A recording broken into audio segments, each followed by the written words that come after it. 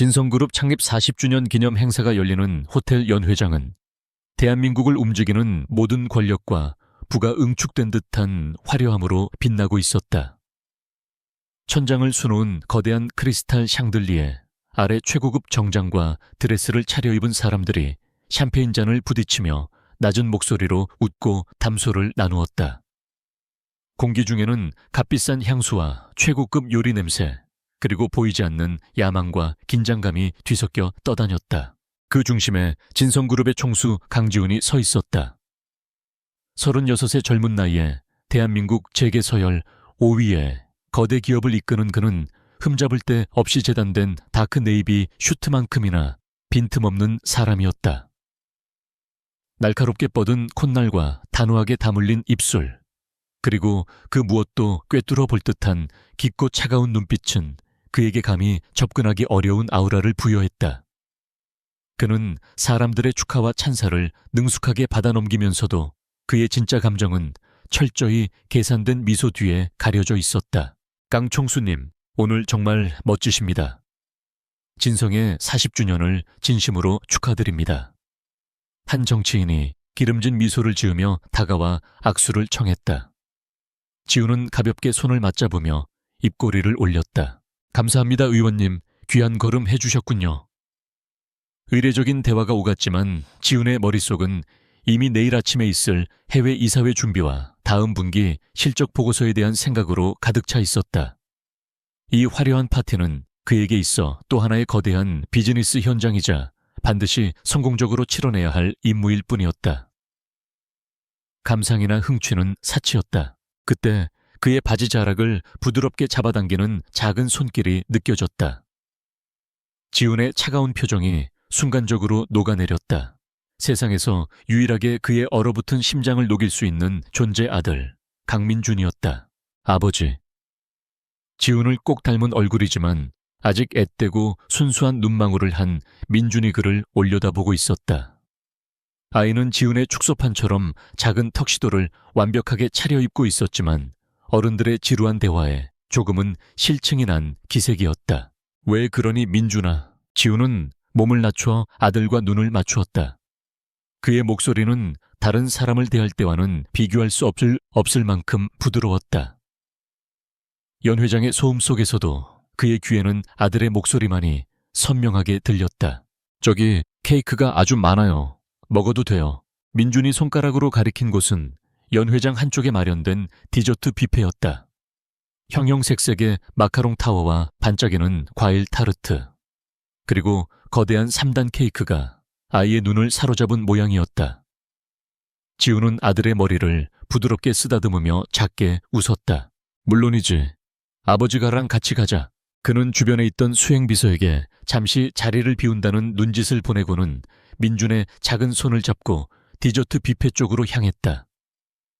아들의 손에서 전해져 오는 따뜻한 온기가 지훈의 복잡한 머릿속을 잠시나마 비워주는 듯했다. 5년 전 아내와 사별한 후 그의 삶은 온통 잿빛이었다.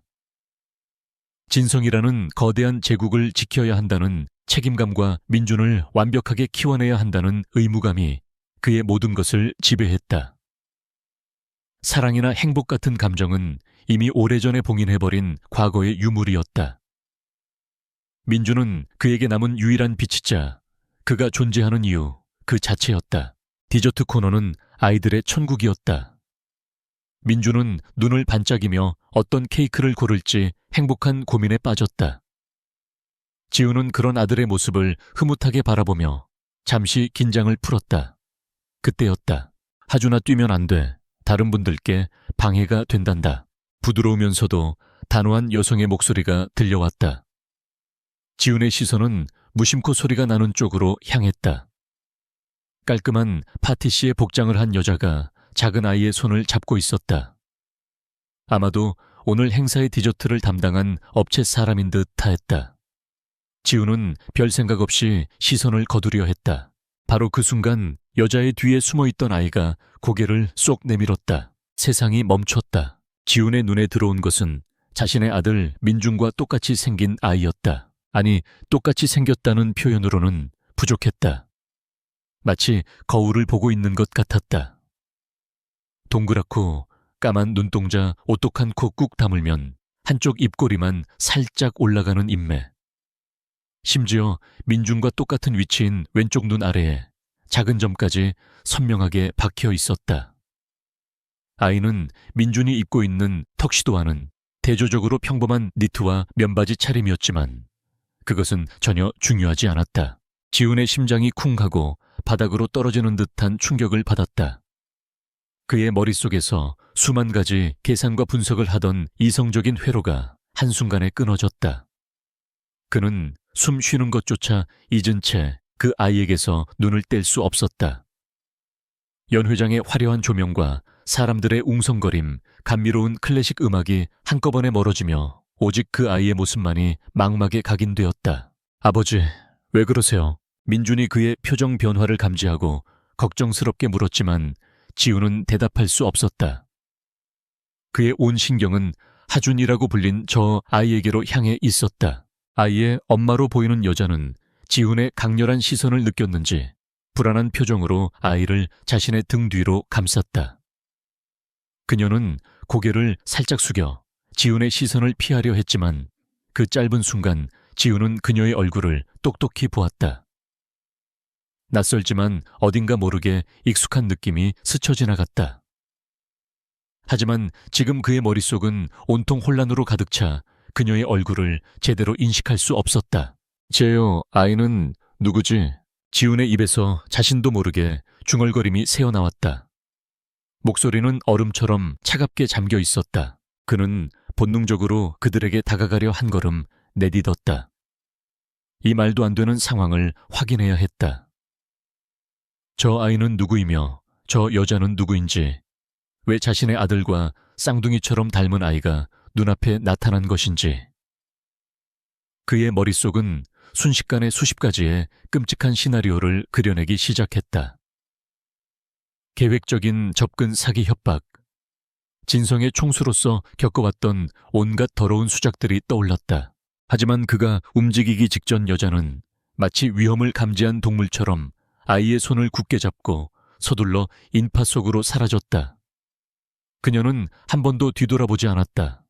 그저 최대한 빨리 이 자리에서 벗어나고 싶다는 듯 필사적으로 걸음을 옮겼다. 잠깐! 지훈이 나직하게 불렀지만 그의 목소리는 소음에 묻혀버렸다. 그는 민준의 손을 놓치고 그들을 뒤쫓으려 했다. 하지만 수많은 하객들이 그에게 인사를 건네며 앞을 가로막았다. 강 총수님, 잠시 드릴 말씀이. 총수님, 이쪽으로 오셔서 자리 좀 빛내주시지요. 평소라면 능숙하게 처리했을 상황이었지만 지금의 지훈에게는 그 모든 것이 거대한 장애물처럼 느껴졌다. 그는 간신히 이성을 붙잡고 억지 미소를 지으며 사람들을 상대하는 동안 여자와 아이는 이미 연 회장 출구 너머로 완전히 모습을 감춘 후였다. 지훈은 텅 빈 출입문 쪽을 망연히 바라보았다. 방금 전의 일이 마치 환각이었던 것처럼 흔적조차 남아있지 않았다. 하지만 그의 심장은 미친 듯이 요동치고 있었다. 단 한 번도 경험해보지 못한 종류의 혼란과 분노, 그리고 정체 모를 불안감이 온몸을 휘감았다. 아버지 케이크, 민준이 그의 옷자락을 다시 잡아당기며 불안한 눈으로 올려다보았다. 그제야 지훈은 자신이 아들의 손을 놓고 있었다는 사실을 깨달았다. 그는 황급히 민준의 손을 다시 꽉 잡았다. 아들의 손은 차갑게 식어 있었다. 지훈은 깊게 숨을 들이마시며 억지로 표정을 관리했다. 아들 앞에서 불안한 모습을 보일 수는 없었다. 미안하다 민준아. 다른 생각을 하느라 케이크 고르자. 그는 아무렇지 않은 척 민준을 데리고 다시 디저트 뷔페로 돌아갔다. 민준이 고른 초콜릿 케이크를 접시에 담아주면서도 그의 시선은 계속해서 연 회장 전체를 샅샅이 훑고 있었다. 하지만 그 어디에서도 파티시에 복장을 한 여자와 민준을 닮은 아이의 모습은 보이지 않았다. 그날 밤 행사가 끝나고 집으로 돌아오는 차 안에서 지훈은 말이 없었다. 운전석과 칸막이로 분리된 리무진 뒷좌석에 최고급 가죽 시트가 유난히 불편하게 느껴졌다. 그의 옆자리에서는 피곤한 민준이 깊이 잠들어 있었다. 지우는 잠든 아들의 얼굴을 가만히 내려다보았다. 자신의 모든 것이자 세상의 전부인 아이. 그런데 오늘 그 세상이 송두리째 흔들리는 경험을 했다. 집에 도착하자마자 그는 자신의 서재로 향했다. 거대한 통유리 창밖으로 서울의 야경이 화려하게 펼쳐져 있었지만 그 무엇도 그의 눈에 들어오지 않았다. 그는 곧장 책상 위에 인터폰을 눌러 최 비서를 호출했다. 잠시 후 노크 소리와 함께 최 비서가 들어왔다. 10년 가까이 지훈의 곁을 지킨 그는 지훈의 표정만 봐도 그의 심기를 읽을 수 있는 유능한 사람이었다. 그는 총수의 얼굴에 서린 냉혹한 분노와 깊은 고뇌를 즉시 알아차리고 긴장한 채로 섰다. 총수님 부르셨습니까? 지훈은 의자에 깊숙이 기댄 채 손가락으로 책상을 천천히 두드리고 있었다. 서재 안에는 긴장된 침묵만이 흘렀다. 한참 만에 그가 입을 열었다. 초의 비세요. 네, 총수님. 오늘 창립기념 행사에 디저트를 납품한 업체를 알아봐. 네, 디저트 업체 말씀이십니까? 최 비서는 의아한 표정을 지었다. 디저트에 문제가 있었던 것인가? 하지만 오늘 행사는 모든 것이 완벽하게 진행되었다고 보고받았다. 지우는 그의 질문에 대답하는 대신 더욱 차갑고 날카로운 목소리로 명령을 이어갔다. 그 업체 소속의 파티시에 중에 5살에서 6살 정도로 보이는 남자아이를 데리고 온 여자가 있을 거다. 그 여자와 아이에 대해 알아낼 수 있는 모든 것을 알아내. 이름, 나이, 주소, 가족관계, 과거 행적, 은행, 계좌까지. 먼지 하나까지 전부 털어내. 내일 아침까지 내 책상 위에 보고서 올려. 그의 목소리에는 한치의 감정도 섞여 있지 않았지만 그 안에 담긴 서늘한 살기는 최 비서의 등골을 오싹하게 만들기에 충분했다. 이것은 단순한 조사가 아니었다. 적을 파헤칠 때나 내리는 종류의 명령이었다. 알겠습니다, 총수님. 최 비서는 더 이상 묻지 않고 고개를 숙였다. 강지훈이라는 남자가 이런 명령을 내릴 때는 그만한 이유가 있다는 것을 그는 잘 알고 있었다. 최 비서가 조용히 서재를 나가고 다시 혼자 남은 지훈은 자리에서 일어나 창가로 다가갔다. 그의 눈이 밤의 도시를 내려다보았지만 그의 생각은 온통 낮에 보았던 그 아이에게로 향해 있었다. 민준과 똑같은 얼굴, 그것은 우연일 리가 없었다. 세상에 그토록 닮은 사람이, 그것도 같은 나이대의 아이가 우연히 존재할 확률은 거의 제로에 가까웠다. 그렇다면 남은 가능성은 단 하나, 누군가의 의도적인 계획이라는 것이다. 자신에게 원한을 품은 자가 벌인 짓일까? 아니면 돈을 노린 사기꾼의 정교한 설계일까? 어쩌면 진성의 경영권을 흔들려는 정적의 공작일지도 모른다. 지훈은 자신의 주변에 널린 수많은 적들을 떠올렸다. 누구라도 가능한 일이었다. 그는 위스키 병을 꺼내 잔에 따랐다. 얼음도 없이 독한 액체를 그대로 목으로 넘겼다. 불타는 듯한 감각이 식도를 타고 내려갔지만 머릿속의 혼란은 가라앉지 않았다. 그리고 그 혼란의 한구석에서 그가 애써 외면하려 했던 또 다른 가능성이 스멀스멀 피어오르고 있었다. 아주 오래전 그의 인생에서 유일하게 뜨거웠고 그래서 더 처참하게 끝났던 기억. 모든 것을 걸었던 사랑이 배신으로 끝났던 그 여름의 기억. 그 기억 속에 그녀. 아니야, 그럴 리가 없어, 녀석. 지우는 고개를 세차게 저으며 불길한 상념을 떨쳐내려 했다. 그녀는 이미 그의 인생에서 완벽하게 지워진 사람이었다. 그 어떤 연결고리도 남아있지 않았다. 낮에 보았던 그 파티시에는 그녀와는 전혀 다른 사람이었다. 그럼에도 불구하고 왜 자꾸만 불안한 예감이 심장을 옥죄어 오는 것일까? 그는 잔에 남은 위스키를 단숨에 털어넣었다. 내일 아침이면 모든 것이 밝혀질 것이다. 그 여자와 아이의 정체가 무엇이든 어떤 목적을 가지고 자신에게 접근했든 그는 용서하지 않을 것이다. 자신의 아들 민준을 이용하려 한 대가를 혹독하게 치르게 해줄 것이다. 강지훈은 밤의 어둠보다 더 깊고 차가운 눈으로 도시의 불빛을 응시했다. 그의 완벽하게 통제되던 세계에 던져진 작은 돌멩이 하나. 그는 그것이 일으킬 거대한 파문을 아직 예측하지 못하고 있었다. 그저 자신의 제국을 위협하는 모든 것을 부숴버릴 준비가 되어 있을 뿐이었다. 다음 날 아침 진성그룹 본사 70층에 위치한 회장실은 숨막히는 정적으로 가득 차 있었다. 거대한 통유리창 너머로 이제 막 잠에서 깨어나는 서울의 풍경이 장엄하게 펼쳐져 있었지만 강지훈의 눈에는 그 무엇도 담기지 않았다. 그는 밤새 한숨도 자지 못했다. 어젯밤 보았던 아이의 얼굴이 눈을 감을 때마다 망령처럼 떠올랐다. 정확히 오전 8시 노크 소리와 함께 최 비서가 들어왔다. 그의 얼굴에는 밤샘 작업의 피로가 역력했지만 자세는 조금의 흐트러짐도 없었다. 그는 지훈의 책상 위에 얇은 서류 봉투 하나를 조용히 올려놓았다. 총수님 지시하신 내용입니다. 지훈은 말없이 봉투를 집어들었다. 그의 날카로운 손길에 봉투가 찢어지며 안에 있던 서류들이 모습을 드러냈다. 첫 장에는 단정한 파티시에 복장을 한 여자의 증명사진이 붙어 있었다. 어제 연 회장에서 스치듯 보았던 바로 그 여자였다. 이름 서윤아. 나이 34세.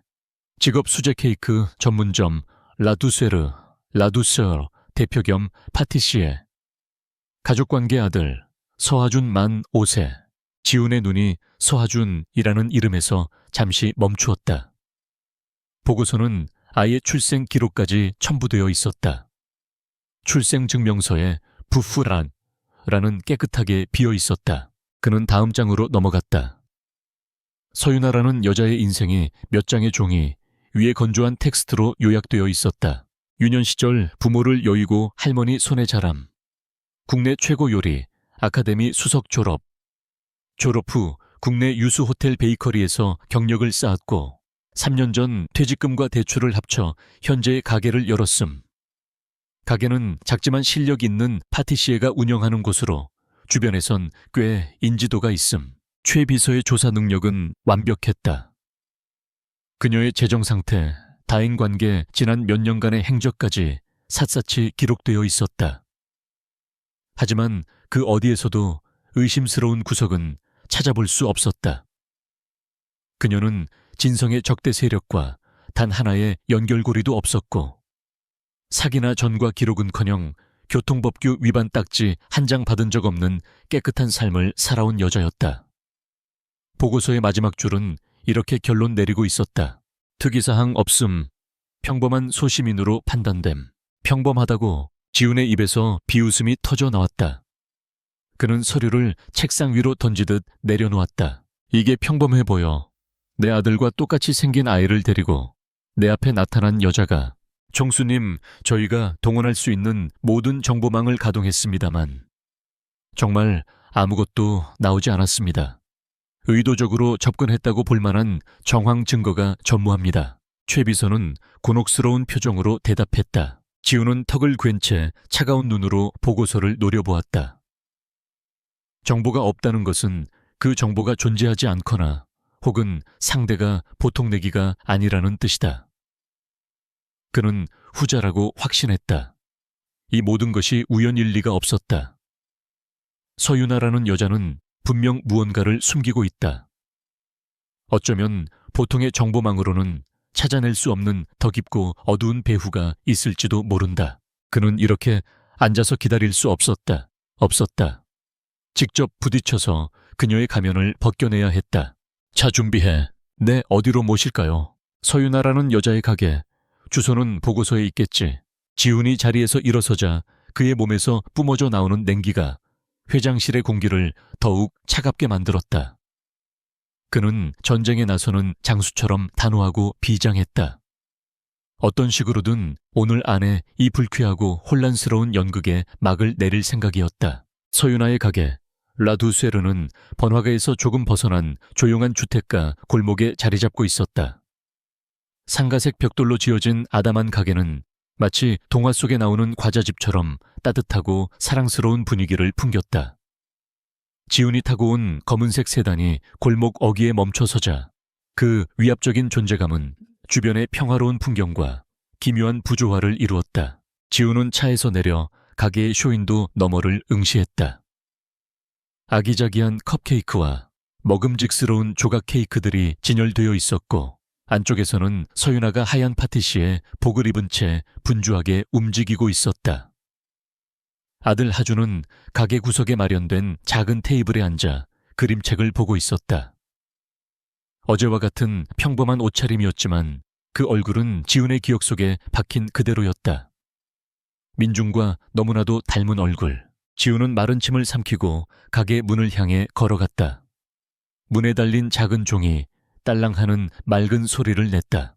어서 오세요라 두세르입니다. 주문대에서 케이크 상자를 포장하던 유나는 고개를 들고 부드럽게 미소 지었다. 그러나 문 앞에 서 있는 남자의 얼굴을 확인한 순간 그녀의 미소는 그대로 굳어버렸다. 어제 연회장에서 자신과 아들을 뚫어지라 쳐다보던 얼음처럼 차가운 눈빛의 남자였다. 심장이 이유 없이 쿵쾅거리기 시작했다. 지우는 가게 안을 천천히 둘러보았다. 달콤한 바닐라와 갓 구운 빵 냄새가 코를 간지렸다. 모든 것이 정갈하고 따뜻했다. 하지만 그는 이 모든 것이 계산된 위장일 뿐이라고 생각했다. 그는 곧장 유나의 앞으로 다가가 섰다. 어제 진성그룹 행사장에 있었죠. 명령조의 차가운 목소리였다. 유나는 순간 당황했지만 이내 평정심을 되찾으려 애썼다. 네, 디저트 케이터링 담당이었습니다. 무슨 문제라도 있었나요? 문제가 아주 크지. 지우는 그녀를 위아래로 훑어보았다. 가녀린 몸매에 평범한 인상이었지만 그녀의 눈빛은 생각보다 당당했다. 쉽게 무너질 상대는 아니었다. 본론부터 말하지. 얼마를 원합니까? 네, 유나는 자신의 귀를 의심했다.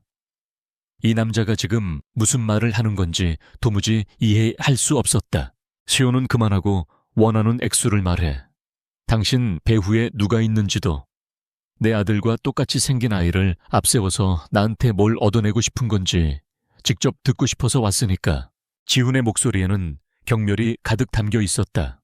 그는 유나를 아들을 이용해 돈을 뜯어내려는 파렴치한 사기꾼으로 단정하고 있었다. 그의 말을 이해하는 순간 유나의 얼굴에서 핏기가 가셨다. 그리고 그 자리를 싸늘한 분노가 채웠다. 그녀는 손에 들고 있던 포장용 리본을 내려놓고 허리를 꼿꼿이 세웠다. 지금 무슨 말씀을 하시는 건지 모르겠군요. 당신 아들이 누군지 저는 관심도 없고 당신이 누구신지도 모릅니다. 그리고 여긴 물건을 파는 곳이지 당신의 무례한 망상을 들어주는 곳이 아닙니다. 손님이 아니시면 당장 나가주세요. 그녀의 목소리는 떨림없이 단호했다. 지우는 그녀의 반응에 잠시 허를 찔렸다. 그는 그녀가 당황하며 발뺌하거나 혹은 능구렁이처럼 빠져나갈 것이라 예상했다. 하지만 그녀의 눈빛에는 오직 모욕감에 대한 순수한 분노만이 담겨 있었다. 내 이름을 모른다고 대한민국에서 진성그룹 강지훈의 얼굴을 모르는 사람이 있나? 저는 대기업 총수님들 얼굴 외우는 취미는 없습니다. 그리고 설령 당신이 대통령이라 할지라도 남의 가게에 와서 행패를 부릴 권리는 없어요. 그때 가게 구석에서 그림을 그리던 하준이 이상한 분위기를 감지하고 그들에게 다가왔다. 엄마, 이 아저씨 누구야? 하준이 유나의 옷자락을 잡으며 물었다. 지훈의 시선이 하준에게로 향했다. 가까이서 보니 더욱 놀라웠다. 아이의 모든 것이 민준과 판박이었다. 지훈은 자기도 모르게 아이를 향해 손을 뻗으려 했다. 그 순간 유나가 하준을 자신의 등 뒤로 확 끌어당기며 지훈의 앞을 막아섰다. 그녀의 눈빛은 마치 새끼를 지키려는 어미, 호랑이처럼 사나워졌다. 내 아이에게서 떨어져요. 당신 아들 서하준이라고 했나? 그 아이, 아버지는 누굽니까? 지훈의 입에서 나온 질문은 칼날처럼 날카로웠다. 그는 유나의 가장 아픈 곳을 찌르면 그녀의 가면이 벗겨질 것이라 생각했다. 하지만 유나는 무너지지 않았다. 오히려 그녀의 눈빛은 더욱 차갑게 타올랐다. 당신이 그걸 알 필요는 없죠. 다시 한번 말하지만 당장 여기서 나가세요. 경찰을 부르기 전에. 경찰 좋지. 경찰서에 가서 얘기해볼까? 당신이 어떤 목적으로 내 아들과 똑같은 아이를 낳아서 내 주변을 맴도는지. 지우는 그녀를 압박하기 위해 한 걸음 더 다가섰다. 하지만 유나는 한치도 물러서지 않았다. 그녀는 지훈의 눈을 똑바로 마주 보았다. 그 눈 속에는 두려움이 아닌 자신의 모든 것을 걸고 아들을 지키겠다는 결연한 의지가 담겨 있었다. 말씀 함부로 하지 마세요. 당신이 얼마나 대단한 사람인지는 모르겠지만 없는 사실을 지어내서 한 사람의 인생과 특히 내 아이의 인생을 모욕하는 건 용서 못해요. 그녀의 목소리에 실린 진심과 분노는 너무나도 생생해서 지훈의 확신을 처음으로 흔들었다. 정말로 이 여자는 아무것도 모르는 걸까? 이 모든 것이 정말 끔찍한 우연의 일치일 뿐이란 말인가? 아니, 그럴 리 없다. 그는 자신의 판단력을 믿었다. 이 여자는 지금 완벽한 연기를 하고 있는 것이다. 연기는 그쯤 하지. 당신 눈빛은 조금도 겁먹지 않았어. 보통 여자라면 내 앞에서 벌벌 떨었을 텐데. 그 배짱 누가 뒤를 봐주길래 그렇게 당당한 거지. 내 뒤엔 아무도 없어요. 내 배짱은 돈이나 권력에서 나오는 게 아니라 부끄럽게 산 적 없다는 내 자신감에서 나오는 거니까. 당신처럼 돈으로 사람을 판단하고 모욕하는 사람은 평생 이해하지 못할 감정이죠. 유나는 차갑게 쏘아붙이고는 뒤에 숨어있는 하준의 눈을 부드럽게 가렸다. 아이에게 이런 험한 꼴을 보여주고 싶지 않았다. 두 사람 사이에는 팽팽한 긴장감이 흘렀다. 달콤한 케이크 냄새와 어울리지 않는 얼음 같은 저기가각에 안을 가득 채웠다. 지우는 평생 수많은 적들을 상대해왔다. 노련한 정치인, 탐욕스러운 기업, 사냥꾼 배신한 동료들까지. 그는 그들의 약점을 파고들어 무릎 꿇게 만드는데 도 같은 사람이었다. 하지만 지금 그의 앞에는 가진 것이라고는 작은 가게와 아들 하나뿐인 여자가 서 있었다. 그녀는 돈으로도 협박으로도 흔들리지 않았다. 그녀의 유일한 무기는 부서질지언정 휘어지지 않겠다는 강한 자존심이었다. 그리고 그 무기는 이상하게도 지훈의 예리한 창칼을 무디게 만들고 있었다. 한참의 침묵 끝에 지훈이 먼저 입을 열었다. 그의 목소리는 아까보다 한 톤 낮아져 있었다. 좋아, 오늘은 이만 물러가지. 하지만 이게 끝이라고 생각하지 마. 난 내가 원하는 답을 얻을 때까지 절대 포기 안 하는 사람이니까. 그는 마지막으로 유나와 그녀 뒤에 숨은 하준을 번갈아 쳐다보았다. 그리고 아무 말 없이 몸을 돌려 가게를 나갔다. 느드달랑 종소리와 함께 그가 사라지자 유나는 그 자리에 주저앉을 셔츠였다. 온몸의 긴장이 한꺼번에 풀리면서 다리가 후들거렸다. 그녀는 아들을 품에 꼭 껴안았다. 엄마 괜찮아. 저 아저씨 무서워. 하준이 겁먹은 목소리로 속삭였다. 유나는 애써 미소를 지으며 아들의 등을 토닥였다. 괜찮아 아들. 엄마가 다 막아줄게. 아무 일도 없을 거야. 하지만 그녀 자신도 조금도 괜찮지 않았다. 난생 처음 겪는 모욕과 위협이었다. 대체 저 남자는 누구이며 왜 자신에게 저런 말도 안 되는 소리를 하는 것일까? 아들이 누군가와 닮았다는 이유만으로 한순간에 파렴치한 꽃뱀 취급을 당해야 하는 이 상황이 기가 막혔다. 한편 가게를 나온 지우는 자신의 차에 기댄 채 복잡한 표정으로 담배를 꺼내 물었다. 그는 담배를 피우지 않은 지 5년이 넘었다. 아들 민준이 태어난 후 바로 끊었던 담배였다. 하지만 지금은 독한 영이라도 빨아들이지 않으면 미쳐버릴 것 같았다. 서윤아, 그녀의 당당하고 분노에 찬 눈빛이 머릿속에서 떠나지 않았다. 그것은 죄를 지은 자의 눈빛이 아니었다. 억울한 누명을 쓴 자의 눈빛이었다. 정말로 아무것도 없는 건가? 만약 그렇다면 민준과 하준이 닮은 것은 어떻게 설명해야 하는가? 세상에 이런 우연이 존재할 수 있단 말인가? 지우는 머리를 거칠게 쓸어 넘겼다. 일이 생각보다 훨씬 더 복잡하게 꼬여 있었다. 그는 처음으로 자신의 계획이 틀렸을 수도 있다는 가능성을 인정해야 했다. 단순한 협박이나 사기가 아니라면 이 문제의 본질은 대체 무엇이란 말인가? 그는 타들어가는 담배를 바닥에 던져 구둣발로 비벼 껐다. 조의 비서. 그가 차 안의 인터컴으로 나직하게 불렀다. 네, 총수님. 다시 알아봐. 6년 전 서윤아라는 여자의 행적을. 특히 내가 미국에 장기 출장을 갔던 그해 여름. 그녀가 어디서 뭘 했는지 샅샅이 뒤져. 아주 사소한 거 하나까지도 놓치지 말고. 그의 목소리는 미세하게 떨리고 있었다. 그는 애써 외면하고 싶었던 기억의 저편에 봉인해두었던 과거의 편린을 끄집어내고 있었다. 모든 것이 배신으로 끝났다고 믿었던 그 여름의 기억을. 알겠습니다. 최 비서는 지훈의 목소리에 담긴 미묘한 변화를 감지했지만 아무것도 묻지 않았다. 지훈은 다시 차에 올라탔다. 그의 마음은 여전히 혼란스러웠지만 한 가지는 확실해졌다. 이 문제는 돈으로 해결할 수 있는 종류의 것이 아니었다. 어쩌면 이것은 그가 오랫동안 잊고 지냈던 과거와 연결된 훨씬 더 근원적이고 고통스러운 진실을 파헤쳐야 하는 문제일지도 몰랐다.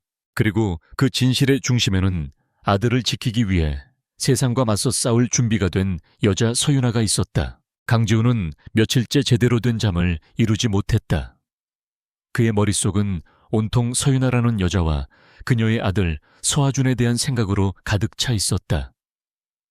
그녀의 분노에 찬 눈빛 아들을 감싸 안던 단호한 몸짓은 그가 굳게 믿어왔던 모든 것을 뒤흔들었다. 그는 서재에 틀어박혀 6년 전의 기록들을 미친 듯이 파고들었다. 그해 여름 자신이 무엇을 했는지, 어떤 삶을 살았는지, 마치 기억의 퍼즐 조각을 맞추듯 흐릿한 과거의 편린들을 힘겹게 이어 붙이고 있었다. 최 비서가 새로운 보고서를 들고 온 것은 자정이 가까워 오는 늦은 밤이었다. 총수님, 6년 전 서윤아 씨의 행적에 대한 1차 보고입니다. 지훈은 기다렸다는 듯 보고서를 받아들었다. 종이 위에는 단 몇 줄의 문장이 적혀 있었다. 서윤아가 6년 전 6월부터 8월까지 약 3개월간 제주도 소재의 VVIP 리조트 오션 팰리스 베이커리에서 파견 셰프로 근무. 오션 팰리스. 그 이름이 지훈의 눈에 박히는 순간 그의 머릿속에서 잊고 있던 수문이 거대한 굉음과 함께 열리는 듯했다. 봉인해두었던 기억의 파편들이 거센 급류처럼 밀려들어와 그의 이성을 마비시켰다. 6년 전 여름 제주도. 그는 29의 강지훈이었다. 진성그룹의 황태자였지만 그의 영혼은 새장 속에 갇힌 새처럼 자유를 갈망하고 있었다. 아버지 강 회장의 독선적인 경영 방식과 얼마 전 아버지가 재혼하며 들인 새어머니 임 여사의 보이지 않는 압박에 숨이 막혔다. 임 여사는 재계에서 철의 여왕으로 불리는 야심가였고 그녀는 지훈의 모든 것을 자신의 통제에 두려 했다. 그는 모든 것을 내던지고 도망치듯 제주도로 향했다. 진성그룹 소유의 가장 깊숙한 곳에 숨겨진 프라이빗 빌라에서 그는 처음으로 완전한 고독과 자유를 맛보았다. 그리고 그곳에서 그는 서윤아를 만났다. 기억은 한여름 밤의 꿈처럼 선명하게 되살아났다. 빌라의 전속 요리사가 갑작스러운 사정으로 자리를 비우게 되어 오션 팰리스 리조트에서 가장 실력 있는 파티시에가 임시로 파견되었다. 그것이 그녀와의 첫 만남이었다. 그가 기억하는 28배 서윤아는 햇살처럼 밝고 생기 넘치는 여자였다. 하얀 파티시에 복을 입고 반죽을 매만지는 그녀의 모습은 성스러워 보이기까지 했다. 그녀가 만든 디저트는 세상의 모든 시름을 잊게 할 만큼 달콤했다. 그는 매일 밤 그녀가 만든 케이크를 핑계로 주방을 찾았고 두 사람은 자연스럽게 이야기를 나누기 시작했다. 그녀는 고아였지만 자신의 삶을 부끄러워하지 않았다. 언젠가 프랑스에 가서 자신만의 작은 가게를 여는 것이 꿈이라고 반짝이는 눈으로 말했다. 그녀의 순수한 열정은 태어날 때부터 모든 것을 가졌지만 단 한 번도 무언가를 진심으로 원해본 적 없는 지훈의 마음을 뒤흔들었다. 두 사람은 걷잡을 수 없이 서로에게 빠져들었다. 한적한 해변을 맨발로 함께 걷고 밤하늘의 별을 보며 미래를 약속했다. 그녀의 작은 손을 잡을 때 그는 처음으로 진성그룹의 후계자 강지훈이 아닌 그저 한 여자에게 사랑받는 평범한 남자가 되었다. 나랑 같이 떠날래, 유나야. 어느 날 밤 그는 그녀에게 그렇게 물었다. 다 버리고 진성도 내 이름도 아무도 우리를 모르는 곳으로 가서 네가 원하는 작은 빵집을 열고 나는 그냥 너의 남편으로 살고 싶어. 그것은 그의 인생에서 가장 진심 어린 고백이었다. 유나는 눈물을 글썽이며 그의 품에 안겼다.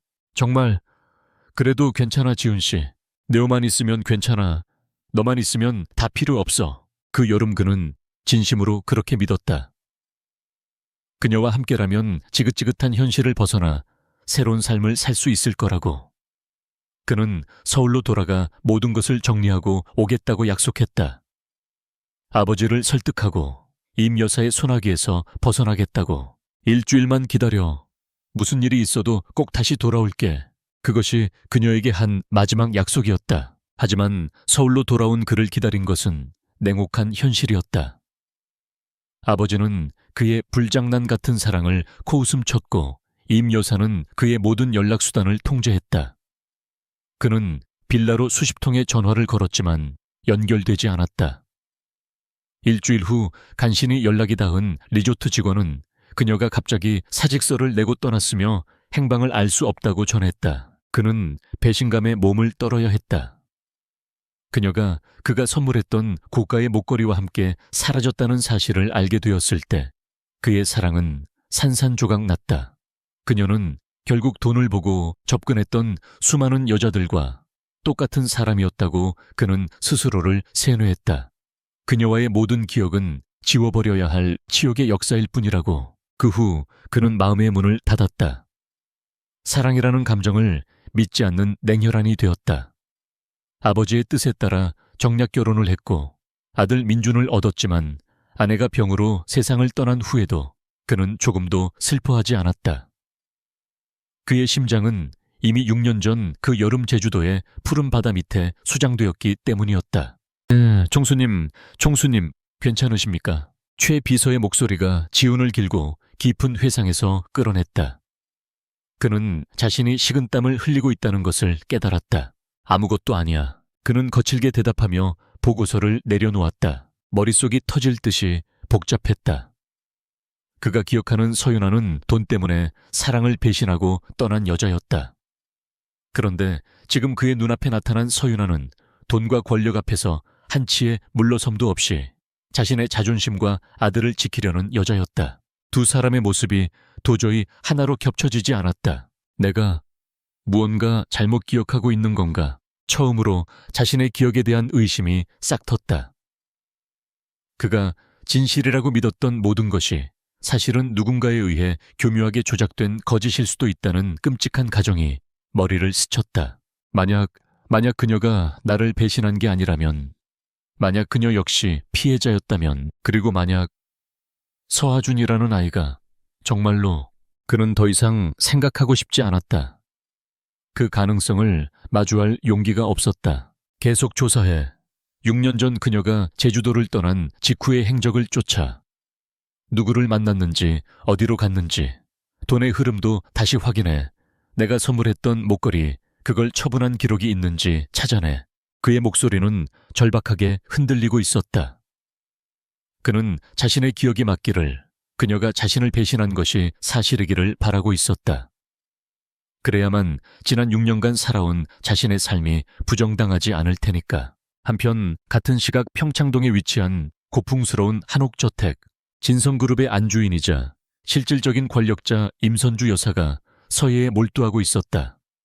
그녀의 붓끝이 화선지 위를 미끄러지듯 움직일 때마다 힘과 절제가 완벽하게 조화를 이룬 글자가 피어났다.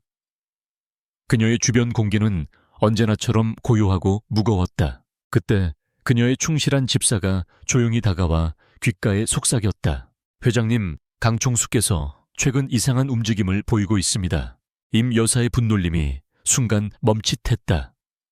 하지만 그녀의 표정에는 어떤 변화도 없었다. 말해보게. 작은 베이커리를 운영하는 한 여자를 뒷조사하고 직접 찾아가기까지 한 모양입니다. 서윤아라는 여자입니다. 세어유나. 그 이름을 듣는 순간 임 여사의 눈빛이 얼음장처럼 차갑게 변했다.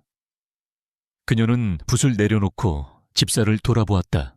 그 여자, 아이도 있던가? 네, 5살짜리 아들이 하나 있다고 합니다. 임 여사는 잠시 눈을 감았다. 그녀의 머릿속에서 6년 전의 기억이 퍼즐처럼 맞춰지고 있었다. 그때 분명히 모든 것을 완벽하게 처리했다고 생각했다. 풋내기 사랑에 빠져 그룹을 내팽개치려던 의부사들을 현실로 되돌려 놓기 위해, 그리고 자신의 아들에게 진성의 절반을 물려주기 위한 계획의 일부였다. 그녀는 어린 파티시에게 거액의 돈을 쥐어주며 지훈의 곁을 떠나라고 종용했다. 여자는 돈을 거부했지만 그녀는 여자의 유일한 혈육인 할머니의 병원비를 빌미로 협박했다. 결국 여자는 울면서 돈을 받고 제주도를 떠났다. 그녀는 그것으로 모든 것이 끝났다고 믿었다. 그런데 이제 와서 아이까지 데리고 다시 나타나다니, 설마 그때 임 여사의 머릿속에 불길한 예감이 스쳤다. 그녀는 여자가 떠난 후 임신 사실을 알게 되었을 가능성까지는 미처 계산하지 못했다. 그 아이, 지훈이와 닮았나? 그 점이 이상합니다. 보고에 따르면 지훈 총수의 아들인 민준 군과 쌍둥이처럼 닮았다고 합니다. 집사의 말에 임 여사는 자리에서 벌떡 일어났다. 그녀의 얼굴에서 처음으로 평정심이 깨지고 서늘한 분노와 당혹감이 드러났다. 쌍둥이, 그것은 그녀의 완벽한 계획에 존재하지 않았던 최악의 변수였다. 만약 그 아이가 정말로 지훈의 핏줄이라면 자신이 지난 6년간 쌓아 올린 모든 것이 한순간에 무너질 수도 있었다. 진성은 온전히 자신의 아들 임 여사의 친아들이 될 지훈의 이복동생의 것이 되어야 했다. 어리석은 것, 그녀의 입에서 뱀처럼 차가운 목소리가 새어나왔다. 감히 내 아들의 자리를 위협해 6년 전에 조용히 사라질 기회를 줬을 때 떠났어야지. 그녀는 더 이상 지체할 시간이 없다고 판단했다. 강지훈이 진실을 알게 되기 전에 싹을 잘라버려야 했다. 임 여사는 자신의 서재로 들어가 비밀 금고에서 오래된 휴대폰을 하나 꺼냈다. 전원을 켜자 단 하나의 연락처만이 저장되어 있었다. 그녀는 그 번호로 전화를 걸었다. 나다. 그녀의 목소리는 감정 없이 차가웠다. 처리해야 할 일이 생겼다. 6년 전에 마무리하지 못했던 쓰레기야. 아주 조용하고 깨끗하게. 이번에는 2번 다시 내 눈에 띄는 일이 없도록. 수화기 너머에서 낮은 목소리가 대답했다. 임 여사는 아무 말 없이 전화를 끊었다. 창밖은 여전히 어두웠지만 보이지 않는 곳에서 거대한 위협이 서윤아와 그녀의 아들을 향해 움직이기 시작했다. 강지훈은 아직 과거의 기억 속에서 헤매고 있었고, 서윤아는 자신에게 닥쳐올 위험을 전혀 알지 못한 채 고된 하루를 마치고 아들 곁에서 잠들어 있었다. 운명의 톱니바퀴가 다시 삐걱거리며 돌아가기 시작했다. 그리고 그 중심에는 아무것도 모르는 2아이가 있었다. 서윤아에게 닥쳐온 불행은 소리 없는 파도처럼 밀려왔다. 처음에는 사소한 문제처럼 보였다. 1년 넘게 최상급 프랑스산 버터와 밀가루를 공급해주던 업체에서 갑자기 거래를 중단하겠다고 통보해왔다. 이유는 내부 사정이라는 애매한 말뿐이었다. 유나는 대수롭지 않게 생각하려 애쓰며 밤새 인터넷을 뒤져 새로운 공급처를 찾아냈다. 품질은 조금 떨어졌지만 가게 운영을 멈출 수는 없었다. 하지만 그것은 시작에 불과했다. 며칠 뒤 다음 달 가게 매출의 절반을 차지하는 대규모 기업 케이터링 계약이 일방적으로 취소되었다. 이번에도 이유는 명확하지 않았다. 담당자는 회장님의 갑작스러운 변심이라는 말만 되풀이하며 미안하다고 했다. 유나는 망연자실했다. 이미 재료 주문까지 마친 상태였다. 손해가 막심했지만 하소연할 곳도 없었다. 악재는 거기서 그치지 않았다. 가게 건물주에게서 전화가 걸려왔다. 늘 인자한 미소를 짓던 노신사는 평소와 달리 딱딱한 목소리로 다음 달부터 월세를 현재의 2배로 올리겠다고 통보했다. 감당할 수 없는 금액이었다. 유나는 사정했지만 건물주는 주변 시세가 다 그렇다며 막무가내였다. 월세를 내지 못하면 가게를 비워야 했다. 엎친 대덮친 격으로 지역 맘카페와 맛집 블로그에 라두쇠르의 위생 상태를 비난하는 악의적인 글이 올라왔다. 주방에서 바퀴벌레가 나왔다는 명백한 허위 사실이었다. 유나는 평생을 걸고 위생의 만큼은 철저했다. 하지만 익명의 글은 걷잡을 수 없이 퍼져나갔고 단골 손님들의 발길마저 뚝 끊겼다. 유나는 텅 빈 가게에 홀로 앉아있는 시간이 점점 길어졌다. 왜 갑자기 이런 일들이 한꺼번에 닥쳐오는 것인지 알 수 없었다. 마치 보이지 않는 거대한 손이 자신의 목을 서서히 조여오는 듯한 공포를 느꼈다. 그녀는 지난번 가게에 들이닥쳤던 오만하고 차가운 남자 강지훈을 떠올렸다. 설마 그 사람이 하지만 아무리 생각해도 그가 이런 치졸한 방법까지 동원할 이유는 없었다. 그는 그저 자신을 사기꾼으로 의심했을 뿐이니까. 밤늦게 가게 정리를 마치고 하준의 손을 잡고 집으로 돌아오는 길, 유나의 어깨는 청은망은 무거웠다. 엄마, 왜 요즘 우리 가게에 손님이 없어요? 아들의 순진한 질문이 그녀의 가슴을 찔렀다. 그녀는 애써 웃으며 하준의 머리를 쓰다듬었다. 엄마가 더 맛있고 새로운 케이크를 만들려고 준비하는 중이라서 그래. 곧 손님들이 아주 많이 올 거야. 정말요? 와, 신난다. 하준은 환하게 웃었지만 유나는 금방이라도 터져 나올 것 같은 눈물을 참기 위해 입술을 깨물어야 했다. 그녀는 강해야 했다. 하준을 위해서라도 절대로 무너질 수 없었다. 한편 강지훈 역시 답답한 시간을 보내고 있었다. 최 비서가 이끄는 정보팀은 6년 전 서윤아의 행적을 추적하는데 난항을 겪고 있었다. 당시 오션팰리스 리조트에서 함께 일했던 동료들은 하나같이 그녀를 기억하지 못한다고 입을 모았고 관련 인사 기록은 전산 오류를 이유로 일부가 삭제된 상태였다. 그녀가 제주도를 떠난 직후 몇 달간의 행적은 마치 증발한 것처럼 그 어떤 기록도 남아있지 않았다. 누군가 의도적으로 정보를 차단하고 있습니다. 최 비서의 보고에 지훈의 미간이 좁혀졌다. 일개 파티시에의 과거를 지우기 위해 이런 대대적인 작업이 이루어졌다는 것은 상식적으로 불가능했다. 배우에 엄청난 권력이 개입되어 있다는 명백한 증거였다. 그리고 그 권력을 가진 사람은 지훈의 머릿속에 단 한 명밖에 떠오르지 않았다. 그는 평창동 본가로 향했다. 임선주 여사를 직접 만나야 했다. 임 여사는 고요한 정원의 정자에서 난을 치고 있었다. 그녀는 지훈을 보고도 놀란 기색 없이 하던 일을 마저 끝내고 나서야 조용히 찻잔을 내밀었다. 무세운 바람이 불어서 예고도 없이 찾아왔니? 드릴 말씀이 있어서 왔습니다. 지훈은 단도직입적으로 본론을 꺼냈다. 그는 임 여사와 애둘러 말하는 법이 없었다. 6년 전 여름 제가 제주도에 내려가 있을 때 말입니다. 혹시 기억나는 일 없으십니까? 임 여사는 찻잔을 들어 향을 음미하며 태연하게 대답했다. 6년 전 일을 내가 어찌 다 기억하겠니? 너는 그때 철없는 아이처럼 굴었고 나는 그런 널 바로잡기 위해 애썼을 뿐이다. 서윤아라는 이름 들어보신 적 없습니까? 지훈의 입에서 그 이름이 나오는 순간 임 여사가 찻잔을 든 손이 아주 미세하게 굳어지는 것을 그는 놓치지 않았다. 하지만 그녀의 표정은 완벽했다. 처음 듣는 이름이구나. 누구인데 당시 빌라에서 일하던 파티시에였습니다. 하찮은 고용인 이름까지 내가 기억해야 할 이유는 없겠지. 그런데 그 여자는 왜 찾느냐? 죽은 내 아내 말고 다른 여자라도 마음에 둔 개냐? 임 여사의 목소리에는 은근한 경고가 담겨 있었다. 그런 거 아닙니다. 그냥 궁금한 게 있어서 그렇습니다. 과거에 집착하는 건 어리석은 짓이다, 지훈아.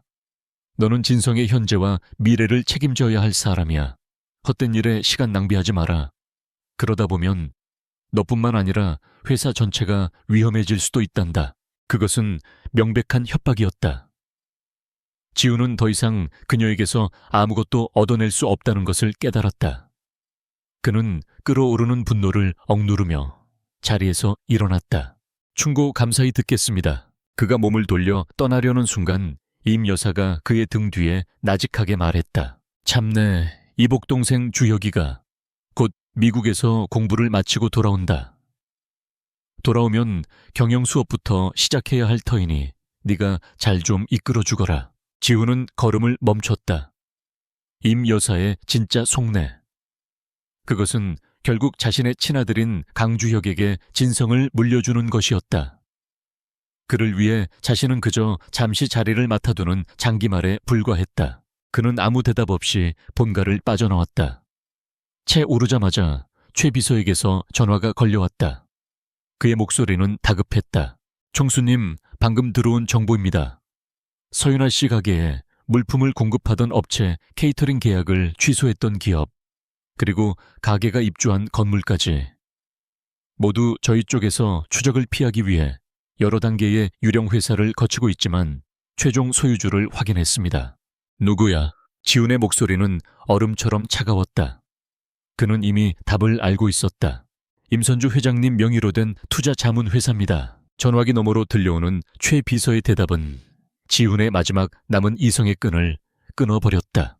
퍼즐 조각이 맞추어졌다.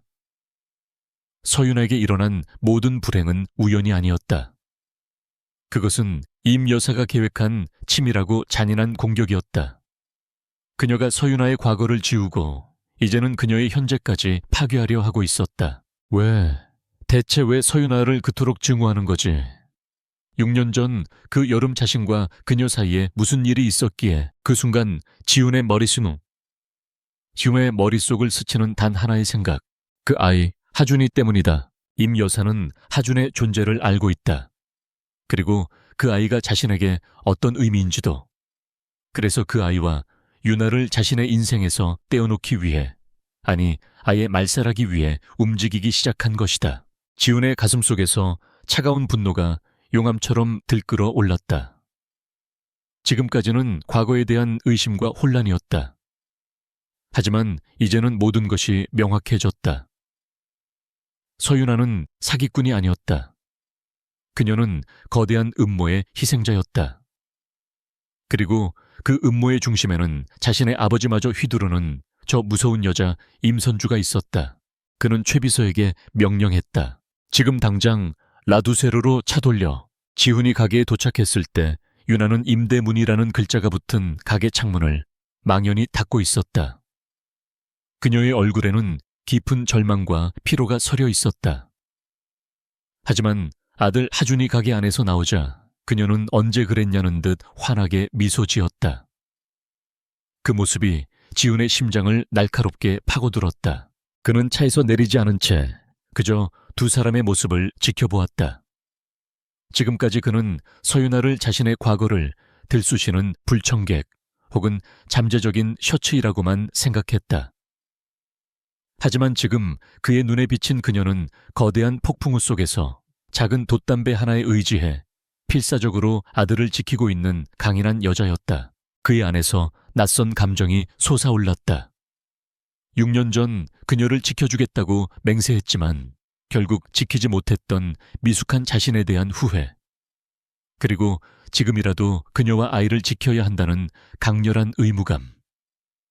그것은 연민이나 동정이 아니었다. 훨씬 더 근원적이고 뜨거운 보호 본능이었다. 그는 더 이상 과거의 진실을 파헤치는 방관자가 될 수 없었다. 이 싸움은 이제 그의 싸움이기도 했다. 지훈은 휴대폰을 들어 최 비서에게 전화를 걸었다. 그의 목소리는 이전과는 비교할 수 없을 만큼 단단하고 결의에 차 있었다. 플랜 B를 시작한다. 총수님, 플랜 B는 임 회장님과의 전면전을 의미합니다. 다시 한번 생각해 보심이. 최 비서가 조심스럽게 만류했지만 지훈의 결심은 확고했다. 생각은 끝났어. 임 여사가 먼저 선을 넘었으니 나도 더는 망설일 이유가 없어. 우선 서윤아 씨 가게 건물 무슨 수를 써서라도 당장 우리 쪽으로 소유권을 넘겨. 그리고 그녀가 겪고 있는 모든 문제들을 해결할 방법을 찾아. 그녀가 모르게 아주 조용하고 완벽하게. 그는 전화를 끊고 다시 가게 안을 바라보았다. 유나는 하준의 볼에 묻은 크림을 닦아주며 웃고 있었다. 저 평범하고 소박한 행복을 그는 반드시 지켜내야만 했다. 임선주, 지훈은 나직하게 읊조렸다. 당신이 무엇을 숨기고 있든 내가 전부 밝혀낼 겁니다. 그리고 당신이 그녀에게서 빼앗아간 모든 것을 내가 되찾아 줄 겁니다. 내 모든 것을 걸고서라도. 밤에 어둠이 내려앉은 골목. 그의 차가운 눈빛은 결전의 의지로 활활 타오르고 있었다. 거대한 폭풍이 몰려오고 있었다. 그리고 그는 더 이상 피하지 않고 폭풍의 눈으로 직접 걸어 들어가기로 결심했다. 기적은 절망의 끝에서 찾아오는 것처럼 보였다. 하루아침에 나락으로 떨어졌던 서윤아의 삶이 다음 날이 되자 거짓말처럼 제자리를 찾기 시작했다. 가장 먼저 연락이 온 것은 건물주였다. 그는 수화기 너머에서 연신 헛기침을 하며 월세 인상은 자신의 착오였다고 기존 계약대로 편안하게 장사하라며 말을 바꿨다. 뒤이어 끊겼던 식자재 공급 업체에서도 연락이 와 내부 문제가 해결되었다며 더 좋은 조건으로 다시 거래하고 싶다는 뜻을 비췄다. 일방적으로 취소되었던 대기업 케이터링 계약은 담당자가 직접 가게로 찾아와 머리를 조아리며 사과하고는 위약금까지 얹어 다시 진행해달라고 애원하는 지경에 이르렀다. 인터넷을 도배했던 악성 비방 글은 흔적도 없이 사라졌고 그 자리에는 가게를 칭찬하는 낯선 아이디의 글들이 수십 개 올라와 있었다. 하지만 윤아는 기쁘지 않았다. 오히려 등골을 타고 오르는 서늘한 공포에 몸을 떨어야 했다. 이것은 기적이 아니었다. 누군가가 자신의 삶을 손에 쥐고 마음대로 흔들고 있다는 명백한 증거였다. 어제는 지옥으로 밀어 넣었다가 오늘은 천국으로 끌어올리는 보이지 않는 손. 그 손의 주인이 누구인지 무엇을 원하는지 알 수 없었기에 더욱 두려웠다. 그날 오후 가게 문에 달린 종이 다시 한번 맑게 울렸다. 윤아는 반사적으로 고개를 들었다. 문 앞에는 며칠 전에 그 남자 강지훈이 서 있었다. 이번에 그의 모습은 사뭇 달랐다. 처음의 오만함도 두 번째의 날 선 경계심도 찾아볼 수 없었다. 그의 얼굴에는 깊은 고뇌와 지친 기색이 어려 있었고 그를 둘러싼 공기는 무겁게 가라앉아 있었다. 할 얘기가 있습니다. 그는 가게 안으로 들어서며 나직하게 말했다. 마침 하주는 가게 안쪽 작은 방에서 낮잠을 자고 있었다. 윤아는 조용히 가게 문에 잠시 외출 중 팻말을 걸고 그의 앞에 마주 섰다. 또 무슨 행패를 부리러 오셨죠? 아니면 이 모든 상황이 당신이 꾸민 연극이라고 자랑이라도 하러 오셨나요? 윤아의 목소리는 가시, 돋친 장미처럼 날카로웠다. 내가 한 일이 맞습니다. 지우는 순순히 인정했다. 당신을 괴롭히던 문제들을 해결한 건 나입니다. 역시 윤아의 얼굴이 굳어졌다. 대체 왜 이런 짓을 하는 거죠? 사람 하나 바보 만드는 게 그렇게 재미있으세요? 당신 같은 사람들이 가진 자의 여유라는 게 고작 이런 겁니까? 재미로 한 일이 아닙니다. 지우는 그녀의 비난을 피하지 않고 정면으로 마주했다. 당신과 당신 아들이 지금 위험에 처해 있습니다. 위험이요? 내가 아는 유일한 위험은 바로 당신이에요. 아니, 나보다 훨씬 더 위험하고 잔인한 적입니다. 당신이 최근 겪었던 일들은 그저 시작에 불과한 경고였을 뿐입니다. 그들은 당신의 가게를 망가뜨리는 것에서 그치지 않을 겁니다. 당신의 모든 것을 빼앗고 당신과 하준이를 이 세상에서 없는 사람으로 만들 수도 있는 자들입니다. 지훈의 목소리는 너무나도 진지해서 윤아는 순간 할 말을 잃었다.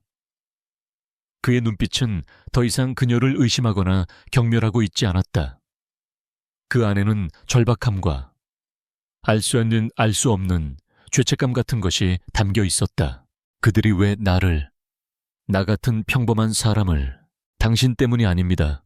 나 때문입니다. 그리고 당신 아들 하준이 때문에. 그는 차마 모든 진실을 말할 수는 없었다. 6년 전의 이야기, 그리고 그 배후에 자신의 새어머니가 있다는 사실을 지금 밝히는 것은 그녀를 더 큰 혼란과 위험에 빠뜨릴 뿐이었다. 내 적이 당신과 하준이를 자신의 목적을 위한 도구로 이용하려 하고 있습니다. 내가 당신에게 접근하고 있다는 사실을 알고 당신을 먼저 제거하려는 겁니다. 윤아는 그의 말을 온전히 믿을 수 없었다. 마치 영화 속에나 나올 법한 이야기였다. 하지만 최근 며칠간 자신이 겪었던 비상식적인 일들을 떠올리면 그의 말이 마냥 헛소리처럼 들리지만은 않았다. 그래서 나더러 뭘 어쩌라는 건가요? 나와 손을 잡아야 합니다. 지우는 한 걸음 다가서며 말했다. 내가 당신과 하준이를 지켜주겠습니다. 안전한 거처 24시간 경호, 당신이 원하는 모든 것을 제공하겠습니다. 당신은 그저 내 보호 아래 있기만 하면 됩니다. 그의 제안은 유나의 마지막 남은 자존심을 산산조각 내는 말이었다. 모욕을 주고 사기꾼 취급을 했던 남자의 보호를 받으라니 그것은 죽기보다 싫었다. 싫어요. 그녀는 단호하게 거절했다. 내 인생이에요. 당신 마음대로 휘두를 수 있는 장난감이 아니라고요. 당신이 말하는 위험이 진짜든 아니든 나와 내 아들은 내가 지켜요. 그러니 이제 그만 내 인생에서 사라져 주세요. 고집 부릴 때가 아닙니다. 당신 혼자서는 절대 그들을 감당할 수 없어요. 갈 수 없어요. 이건 자존심 문제가 아니라 생존의 문제입니다. 자존심 문제 맞아요. 그리고 신뢰의 문제이기도 하죠. 내가 왜 당신을 믿어야 하죠? 6년 전 다시 돌아오겠다는 약속만 남기고 감쪽같이 사라져버린 당신을요. 결국 유나의 입에서 묻어두었던 과거의 상처가 터져나왔다.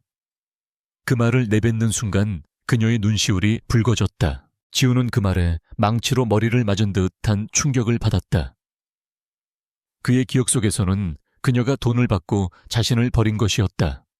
하지만 그녀의 말은 그녀 역시 자신이 돌아오기만을 기다렸다는 뜻이었다. 두 사람 사이에 무거운 침묵이 흘렀다. 과거의 오해와 상처가 현재의 불신과 뒤섞여 칼날처럼 서로를 겨누고 있었다. 한참 만에 지훈이 힘겹게 입을 열었다. 그의 목소리는 물에 젖은 듯 무겁게 잠겨 있었다. 그때의 그 일은 나중에 설명하겠습니다. 지금은 나 역시 모든 것이 혼란스럽습니다. 하지만 이것 하나만은 알아주시오. 지금 당신을 위협하는 존재는 6년 전 우리를 갈라놓았던 바로 그 검은 손일 가능성이 높다는 거. 그는 그녀의 흔들리는 눈을 똑바로 바라보았다. 내가 당신의 신뢰를 얻을 자격이 없다는 거 압니다. 하지만 하준이를 생각해서라도 내 제안을 받아들여 주시오. 이건 당신을 위한 것이기도 하지만 나를 위한 것이기도 합니다.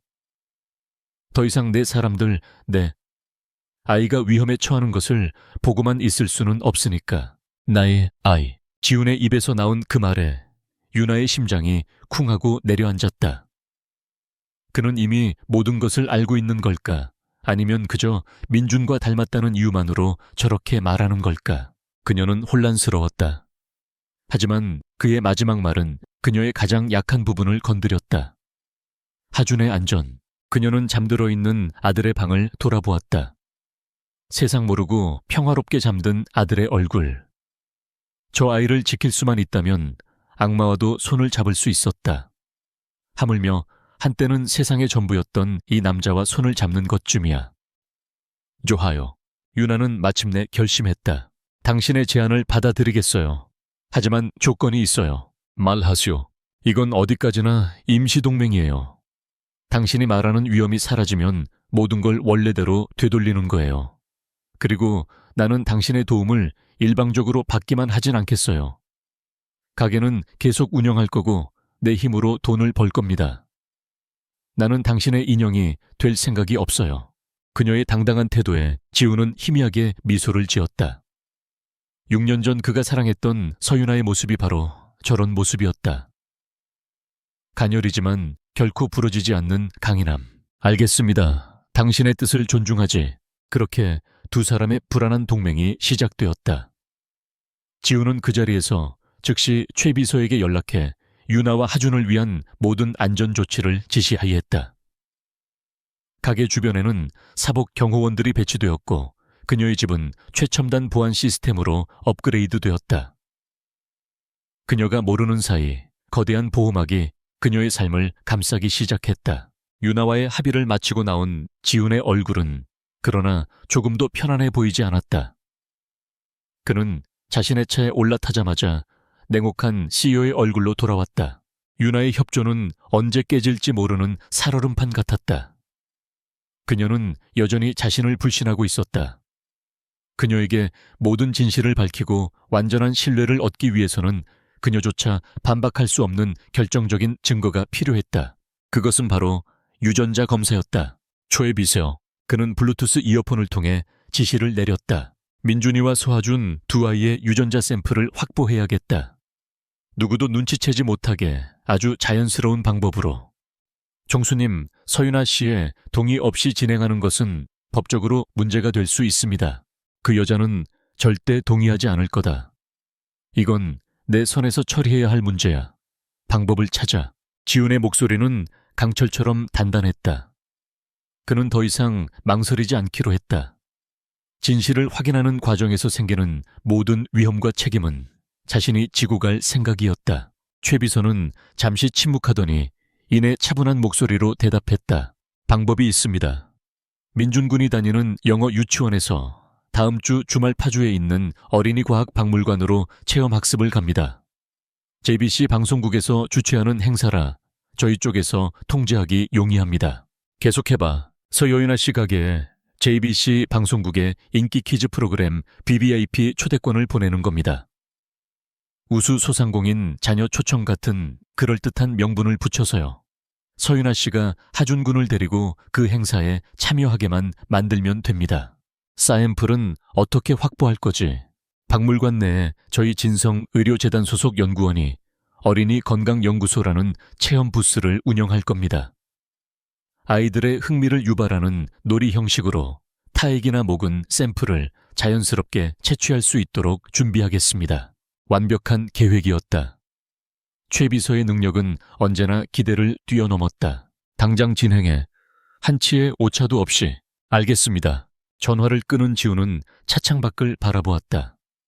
어느새 어둠이 내리고 있었다. 그는 자신의 아들 민준의 얼굴을 떠올렸다. 그리고 그와 똑같이 생긴 아이 하준의 얼굴을. 만약 두 아이가 정말 자신의 아들들이 맞다면 지난 6년간 자신은 대체 무슨 짓을 하고 산 것인가? 한 아이는 세상의 모든 것을 누리며 자랐고 다른 한 아이는 아버지도 없이 힘겨운 세상과 싸워야 했다. 그 모든 것을 생각하면 심장이 갈갈이 찢어지는 듯했다. 그는 거대한 전쟁을 시작했다. 자신의 어머니와 같은 존재를 적으로 돌렸고 과거의 상처로 가득한 여인과 위태로운 동맹을 맺었다. 그리고 이제 두 아이의 운명을 가를 진실의 문을 열려고 하고 있었다. 이 길의 끝에 무엇이 있을지 알 수 없었다. 하지만 그는 더 이상 물러설 수 없었다. 유전자 검사 결과가 나오는 날 모든 것이 결정될 것이다. 진실이 밝혀지거나 혹은 모든 것이 파괴되거나. 최 비서의 계획은 한치의 오차도 없이 진행되었다. 며칠 후 서윤아는 JBC 방송국 명의로 발송된 고급스러운 봉투 하나를 받았다. 안에는 우수소상공인 가족 초청 어린이 과학박물관 BBIP 체험 전 초대장이 들어있었다.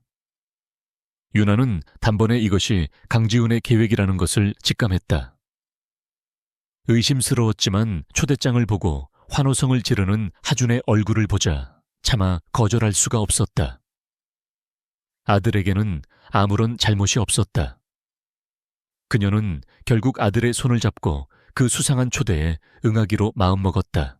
유전자 검사가 이루어질 운명의 주말까지는 며칠의 시간이 남아 있었다.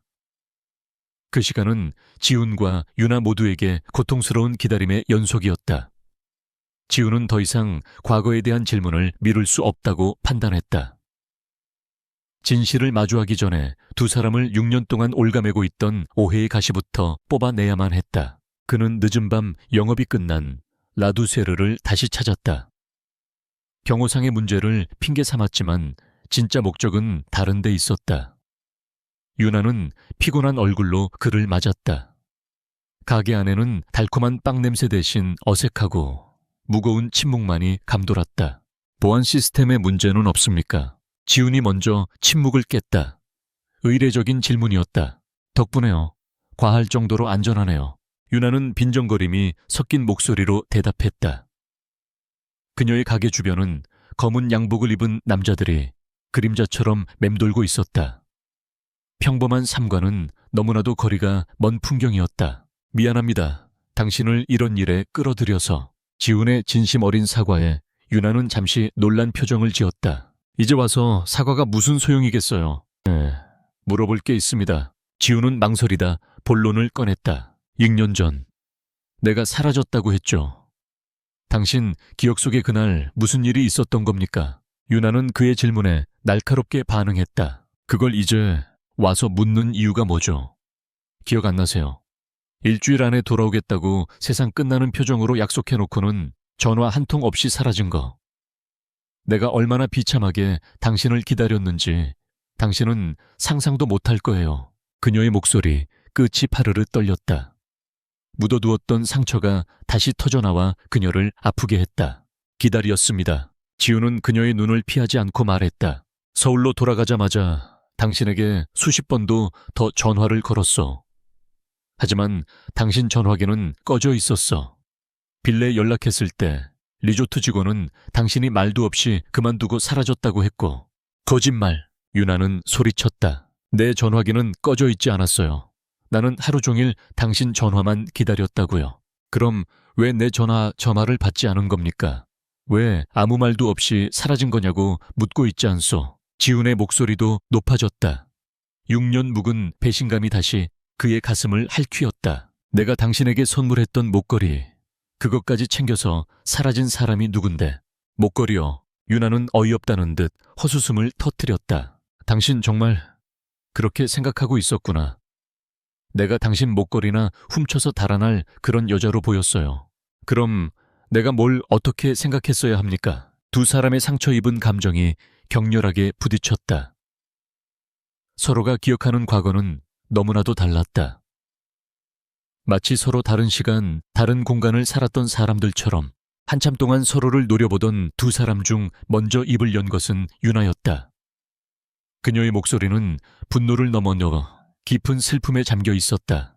당신이 떠나고 사흘 뒤였어요. 그녀는 천천히 아주 힘겹게 그날의 기억을 꺼내놓기 시작했다. 아주 고상하고 기품 있는 여자분이 나를 찾아왔어요. 한 번도 본 적 없는 사람이었지만 온몸에서 뿜어져 나오는 위압감에 나는 숨도 제대로 쉴 수 없었죠. 지훈의 심장이 쿵 하고 내려앉았다. 고상하고 기품 있는 여자, 임선주 여사였다. 그 여자는 자기가 당신 집안의 어른이라고 소개했어요. 그리고 당신과 나의 관계는 그저 철없는 아들의 여름밤 불장난이었을 뿐이라고. 당신이 자신에게 모든 뒤처리를 부탁하고 서울로 떠났다고 말했어요. 믿지 않았어요. 당신이 그럴 리 없다고. 당신은 반드시 돌아온다고 약속했으니까. 그런데 그 여자가 돈 봉투를 내밀었어요. 이걸 받고 조용히 사라져주면 더 이상 문제 삼지 않겠다고.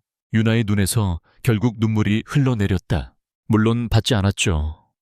당신과의 사랑을 돈 몇 푼에 팔아넘길 수는 없었으니까. 그런데 그 여자가 우리 할머니 얘기를 꺼냈어요. 당시 편찮아 오셨던 할머니의 병원비, 내가 감당할 수 없었던 그 엄청난 빚 얘기를 꺼내면서 자기가 도와줄 수도 혹은 더 힘들게 만들 수도 있다고 협박했어요. 지우는 숨을 쉴 수 없었다. 임 여사라면 충분히 그러고도 남을 사람이었다. 그래도 믿지 않았어요. 당신 입으로 직접 듣기 전까지는. 그래서 그 여자한테 당신과 통화하게 해달라고 했죠. 그러자 그 여자는 비웃으면서 이게 당신의 새로운 개인 번호라며 종이를 건넸어요. 당신이 더 이상 나 같은 여자와 엮이고 싶지 않으니 이 번호로 확인하고 깨끗이 마음 정리하라고. 유나는 흐르는 눈물을 닦지도 않은 채 말을 이었다. 그 번호로 전화를 걸었어요. 수화기 너머에서 낯선 남자의 목소리가 들렸고 그 남자는 자기가 강지훈 씨의 비서라면서 강지훈님은 더 이상 서윤아 씨를 만날 뜻이 없다고 전했어요. 그 말을 듣는 순간 내 세상이 무너졌어요. 그녀의 이야기는 지훈의 기억과 너무나도 달랐다. 그의 기억 속 배신자는 사실 가장 처참하게 버려진 피해자였다. 목걸이는 당신을 기다리며 머물던 빌라 침대맡에 그대로 두고 나왔어요. 당신의 마지막 흔적까지 내가 가져갈 자격은 없다고 생각했으니까. 그게 내 기억 속 6년 전 여름의 마지막이에요. 모든 이야기가 끝나고 가게 안에는 유나의 흐느낌 소리만이 가득했다. 지우는 그 자리에 얼어붙은 듯 서 있었다. 그의 머릿속에서 모든 퍼즐 조각이 비로소 맞춰지고 있었다. 임 여사가 유나를 찾아가 협박했다. 돈을 거부하자 할머니의 병원비를 빌미로 압박했다. 가짜 전화번호를 건네고 자신의 수화를 시켜 거짓 통화를 하게 만들었다. 유나의 전화는 외부에서 걸려오는 모든 번호를 차단했을 것이고 자신에게는 그녀가 돈을 받고 사라졌다고 거짓 보고를 올렸을 것이다. 리조트 직원을 매수하는 것쯤은 그녀에게 일도 아니었을 터. 유나가 두고 온 목걸이를 직접 챙겨 마치 그녀가 훔쳐 달아난 것처럼 증거물로 활용하기까지 했다. 완벽한 시나리오였다. 두 남녀의 사랑을 갈라놓고 서로를 증오하게 만든 완벽한 이간질이었다. 그는 지난 6년간 서유나를 증오하며 살아왔다. 사랑을 배신한 대가로 그녀가 불행해지기를 마음속으로 저주했다. 그런데 그 모든 것이 거짓이었다. 그녀는 아무런 잘못이 없었다. 오히려 상상할 수 없는 상처와 모멸을 홀로 감당해야 했다. 미안합니다. 지훈의 입에서 나온 말은 그것뿐이었다. 수만 가지 감정이 휘몰아쳤지만 어떤 말로도 지금의 심정을 표현할 수 없었다. 정말 몰랐습니다. 내가 당신에게 그런 끔찍한 상처를 주었다는 걸. 그의 목소리는 죄책감으로 심하게 갈라져 나왔다. 평생 누구에게도 고개 숙여본 적 없는 오만한 남자가 처음으로 한 여자 앞에서 무너져 내리고 있었다. 유나는 대답 없이 계속 울기만 했다. 6년 동안 골마 터졌던 상처가 비로소 터져나와 그녀의 영혼을 정화하는 듯 했다. 분노와 증오의 대상이었던 남자가 사실은 자신과 같은 피해자였다는 사실이 그녀를 더욱 비참하고 혼란스럽게 만들었다. 한참의 시간이 흐른 뒤 유나는 간신히 울음을 그치고 입을 열었다. 대체 왜 우리에게 그런 짓을 한 걸까요? 당신의 새어머니라는 사람은 아마도 나 때문이었을 겁니다. 지우는 씁쓸하게 대답했다. 진성을 온전히 자신의 친아들에게 물려주고 싶었겠지. 그러기 위해선 내가 걸림돌이었을 테고 사랑에 빠져 회사를 내팽개치려는 아들을 그냥 두고 볼 수 없었을 겁니다. 그래서 당신을 떼어내고 사랑을 믿지 않는 냉혈한으로 만들어 자신들의 장기말로 이용하려 했던 거겠지. 끔찍한 진실이었다. 그들의 순수했던 사랑은 거대한 야망의 희생양일 뿐이었다. 이제 어떻게 되는 거죠? 유나가 불안한 목소리로 물었다. 내가 모든 것을 되돌려 놓을 겁니다. 지훈의 눈빛이 차갑게 빛나기 시작했다. 죄책감과 슬픔은 이내 강철 같은 분노와 결의로 바뀌었다. 그 여자가 당신에게서 빼앗아간 6년의 세월, 당신이 받아야 했던 마땅한 행복, 그리고 우리에게서 훔쳐간 모든 진실을 내가 되찾아올 겁니다. 무슨 수를 써서라도. 그의 말에는 흔들림 없는 확신이 담겨 있었다.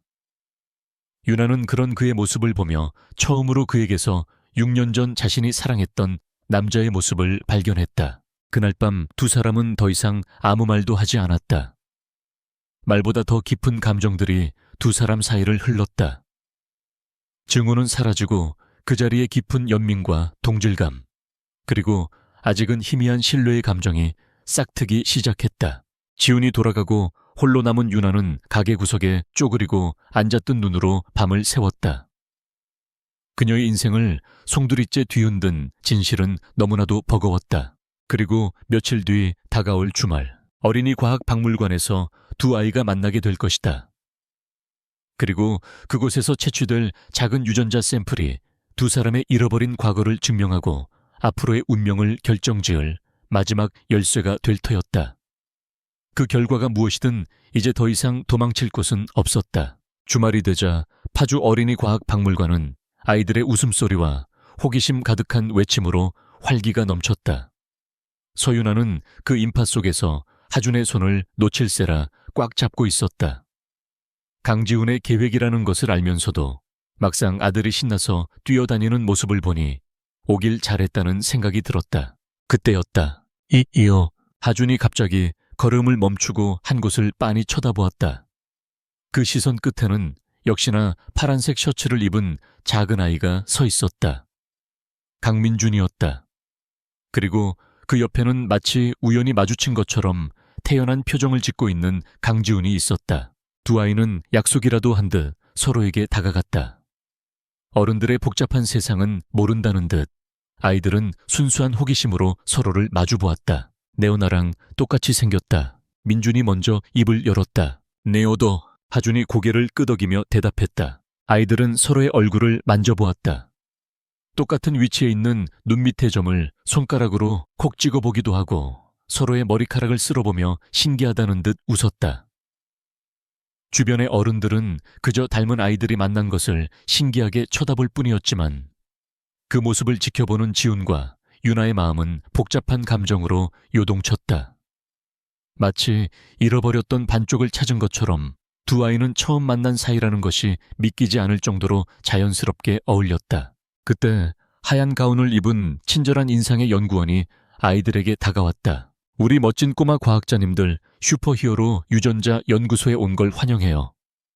입속에 있는 침으로 누가 더 강력한 슈퍼히어로 파워를 가졌는지 알아보는 게임인데 한번 해볼래요. 아이들은 신이 나서 고개를 끄덕였다. 연구원은 익숙한 솜씨로 아이들의 입안에서 타액 샘플을 채취했다. 모든 것은 계획대로 물 흐르듯 자연스럽게 이루어졌다. 지훈과 유나는 짧게 눈을 마주쳤다. 이제 주사위는 던져졌다. 결과가 나오기까지 걸린 3일은 지훈에게 3년보다 더 긴 시간이었다. 그는 일에 집중할 수 없었다. 머릿속에는 오직 유전자 검사 결과에 대한 생각뿐이었다. 만약 정말로 두 아이가, 그는 더 이상 상상하기를 멈췄다. 결과는 이메일로 도착했다. 진성의료재단 유전자 분석센터라는 문구가 선명한 암호화된 파일이었다. 지훈은 떨리는 손으로 파일을 열었다. 화면에는 복잡한 유전자 서열 데이터가 빼곡히 나열되어 있었다. 그는 스크롤을 내려 마지막 결론 부분으로 향했다. 검사 결과, 검체 A. 강민준과 검체 B. 서하준의 북의 유전자 마케오 분석 결과 북원 확률 99.999%로 친자 관계가 성립함. 두 검체의 X염색체 및 상염색체 유전자 프로필을 비교 분석한 결과 모든 대립 유전자좌에서 완벽하게 일치하는 것으로 나타남. 최종 결론. 의뢰인 강지훈은 검체 A, 강민준과 검체 B 서하준. 의 생물학적 친부임이 확실하며 검체 A와 B는 일란성 쌍둥이임. 모니터의 차가운 글자들이 지훈의 눈을 파고들었다. 예상했던 결과였다. 하지만 막상 부인할 수 없는 과학적 진실로 마주하게 되자 온몸의 피가 역류하는 듯한 충격이 그를 덮쳤다. 쌍둥이. 그에게는 아들이 하나가 아니라 둘이었다. 지난 6년 자신이 아들 민준에게 세상의 모든 것을 안겨주며 사랑을 쏟아붓는 동안 또 다른 아들 하준은 아버지의 존재조차 모른 채 힘겨운 세상 속에서 자라왔다. 자신의 어리석음과 무관심이 그리고 임 여사의 잔인한 계략이 한 아이의 삶을 송두리째 훔쳐버린 것이다. 지훈은 책상에 엎드려 소리 없이 울었다. 그의 강철 같던 통제력이 완전히 무너져 내렸다. 후회와 죄책감 그리고 임 여사를 향한 참을 수 없는 분노가 그의 심장을 갈기갈기 찢어 놓았다. 한참을 울던 그는 자리에서 일어났다. 그의 눈은 붉게 충혈되어 있었지만 그 안에는 이전과 비교할 수 없는 서늘하고 단단한 결의가 서려 있었다. 그는 더 이상 과거에 발목 잡힌 피해자가 아니었다. 그는 이제 두 아이를 지켜야 할 아버지였고 괴물과 싸워야 할 전사였다. 그는 출력한 보고서를 들고 곧장 라두세르로 향했다. 가게 문을 닫고 혼자 정리를 하던 유나는 그의 비장한 표정을 보고 직감했다. 결과가 나왔다는 것을. 그녀는 말없이 그가 내민 서류를 받아들었다. 한 줄 한 줄 보고서를 읽어 내려가는 그녀의 손이 가늘게 떨렸다. 마침내 마지막 일란성 쌍둥이라는 글자를 확인한 순간 그녀는 그 자리에 주저앉고 말았다. 이 쌍둥이, 그녀의 입에서 믿을 수 없다는 듯한 탄식이 흘러나왔다. 6년 전 아이를 낳았을 때 병원에서는 분명 한 아이는 사산되었다고 했다. 아이의 얼굴조차 보여주지 않은 채 차가운 수술대 위에서 그녀는 절망적인 소식을 들어야만 했다. 그런데 그 아이가 죽지 않고 살아있었다니. 심지어 자신을 버린 남자라고 믿었던 지훈의 손에서 완벽한 왕자처럼 자라고 있었다니. 지난 세월 동안 하준을 낳고 기르며 겪었던 모든 고통과 서름, 그리고 사산된 아이를 가슴에 묻어야 했던 아픔이 한꺼번에 폭발했다. 그녀는 아이처럼 목 놓아 울었다. 지훈은 차마 그녀에게 다가가지 못했다. 이 모든 비극의 시작은 자신이었기에 그 어떤 위로의 말도 꺼낼 자격이 없었다. 그는 그저 그녀의 고통을 온몸으로 받아내며 함께 아파하는 것밖에는 할 수 있는 일이 없었다. 얼마나 지났을까? 울음을 그친 유나는 붉어진 눈으로 지훈을 올려다보았다. 그녀의 눈빛에는 더 이상 슬픔만이 아닌 강한 분노와 의지가 담겨 있었다. 그녀가 입을 열었다. 내 아이를 훔쳐간 그 여자를 용서할 수 없어요. 용서하지 않을 겁니다. 지훈이 단호하게 대답했다. 이제부터 전쟁 시작입니다. 당신은 더 이상 혼자가 아니오. 내가 그리고 우리가 함께 싸우는 겁니다. 우리 아이들을 위해서. 그는 처음으로 유나에게 손을 내밀었다.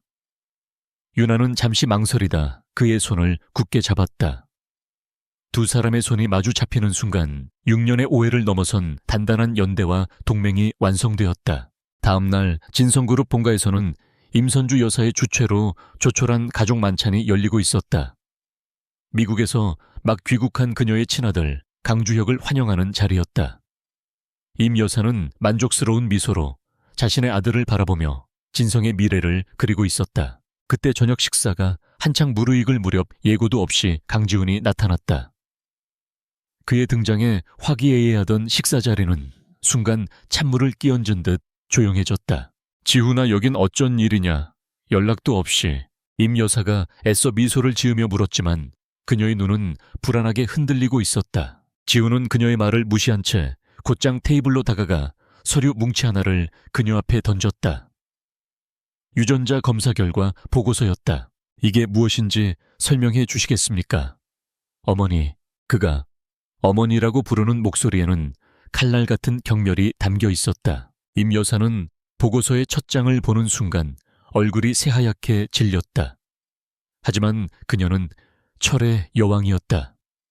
그녀는 금세 평정심을 되찾고 시치미를 뗐다. 이게 다 무엇이냐?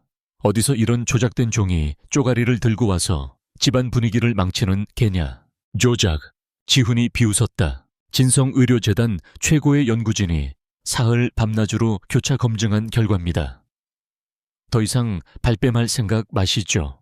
그는 식탁에 앉아있는 모든 사람들을 향해 선언하듯 말했다. 여기 계신 모든 분들은 똑똑히 들으십시오.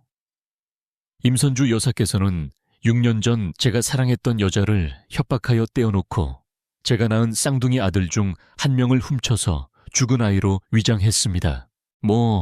뭐라고? 그 자리에 있던 친척들이 경악을 금치 못했다.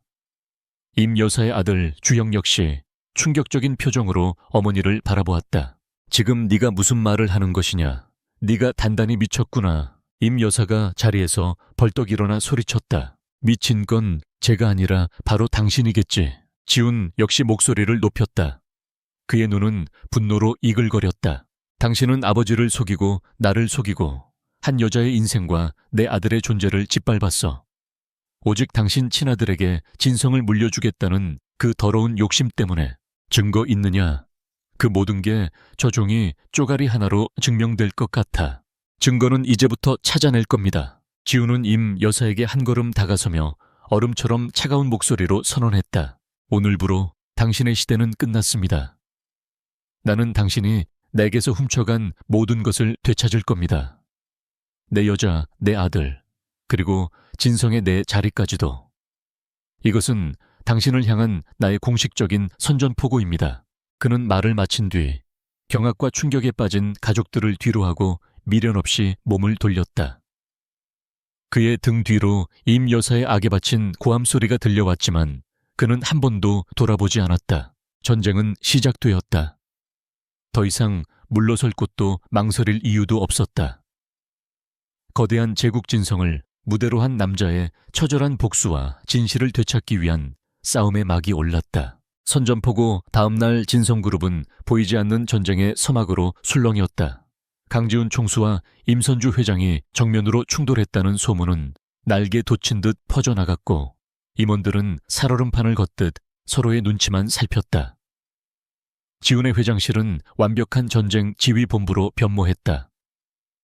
거대한 화이트보드에는 6년 전의 사건과 관련된 인물 장소, 의심스러운 정황들이 거미줄처럼 얽혀 있었고 그 중심에는 임선주라는 이름이 붉은색으로 적혀 있었다.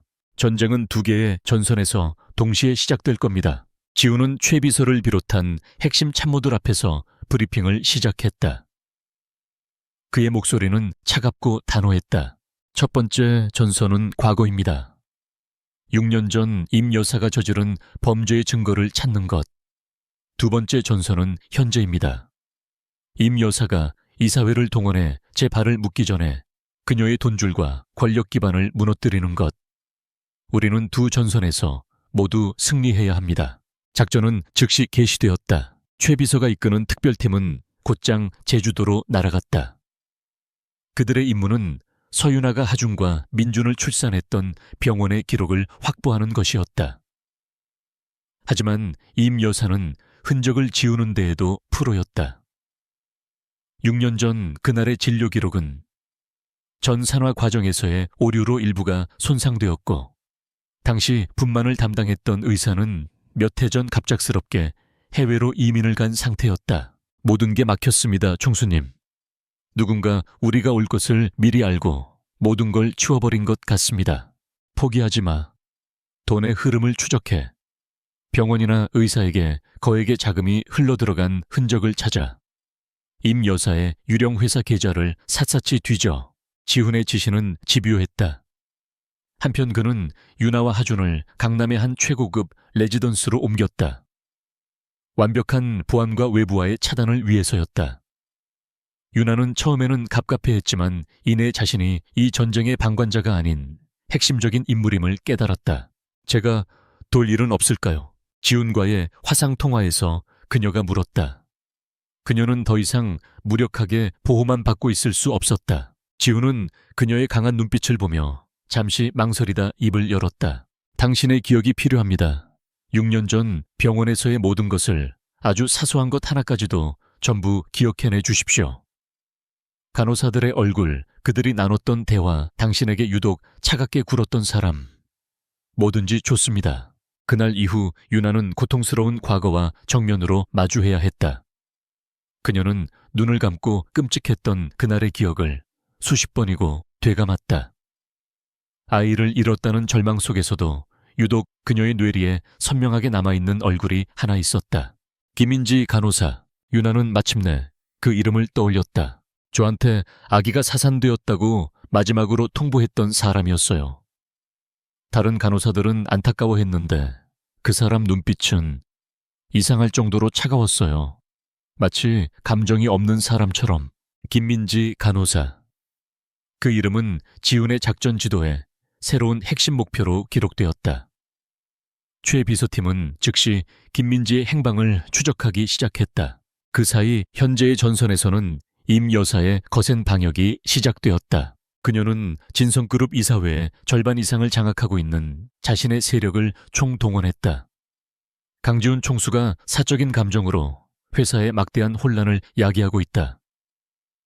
그가 정신적으로 불안정한 상태이며 중요한 해외 계약을 망치고 있다는 식의 악의적인 소문이 퍼져나갔다. 실제로 지훈이 몇 달간 공들여온 중동 지역의 50억 달러 규모 플랜트 건설 계약이 갑자기 난관에 부딪혔다. 계약 상대방의 주요 투자자가 임 여사와 막역한 사이라는 것이 문제였다. 그들은 사소한 트집을 잡아 계약을 지연시키며 지훈을 압박했다. 이사회에서는 지훈의 경영 능력에 대한 비판이 쏟아졌다.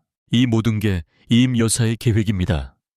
총수님을 무능한 CEO로 몰아세워 해임안을 상정할 명분을 쌓고 있는 겁니다. 최 비서가 우려 섞인 목소리로 보고했다. 알고 있어. 지우는 수많은 서류와 보고서에 둘러싸여 밤을 새우면서도 흔들리지 않았다. 그 여자가 원하는 대로 끌려다니지 않을 거야.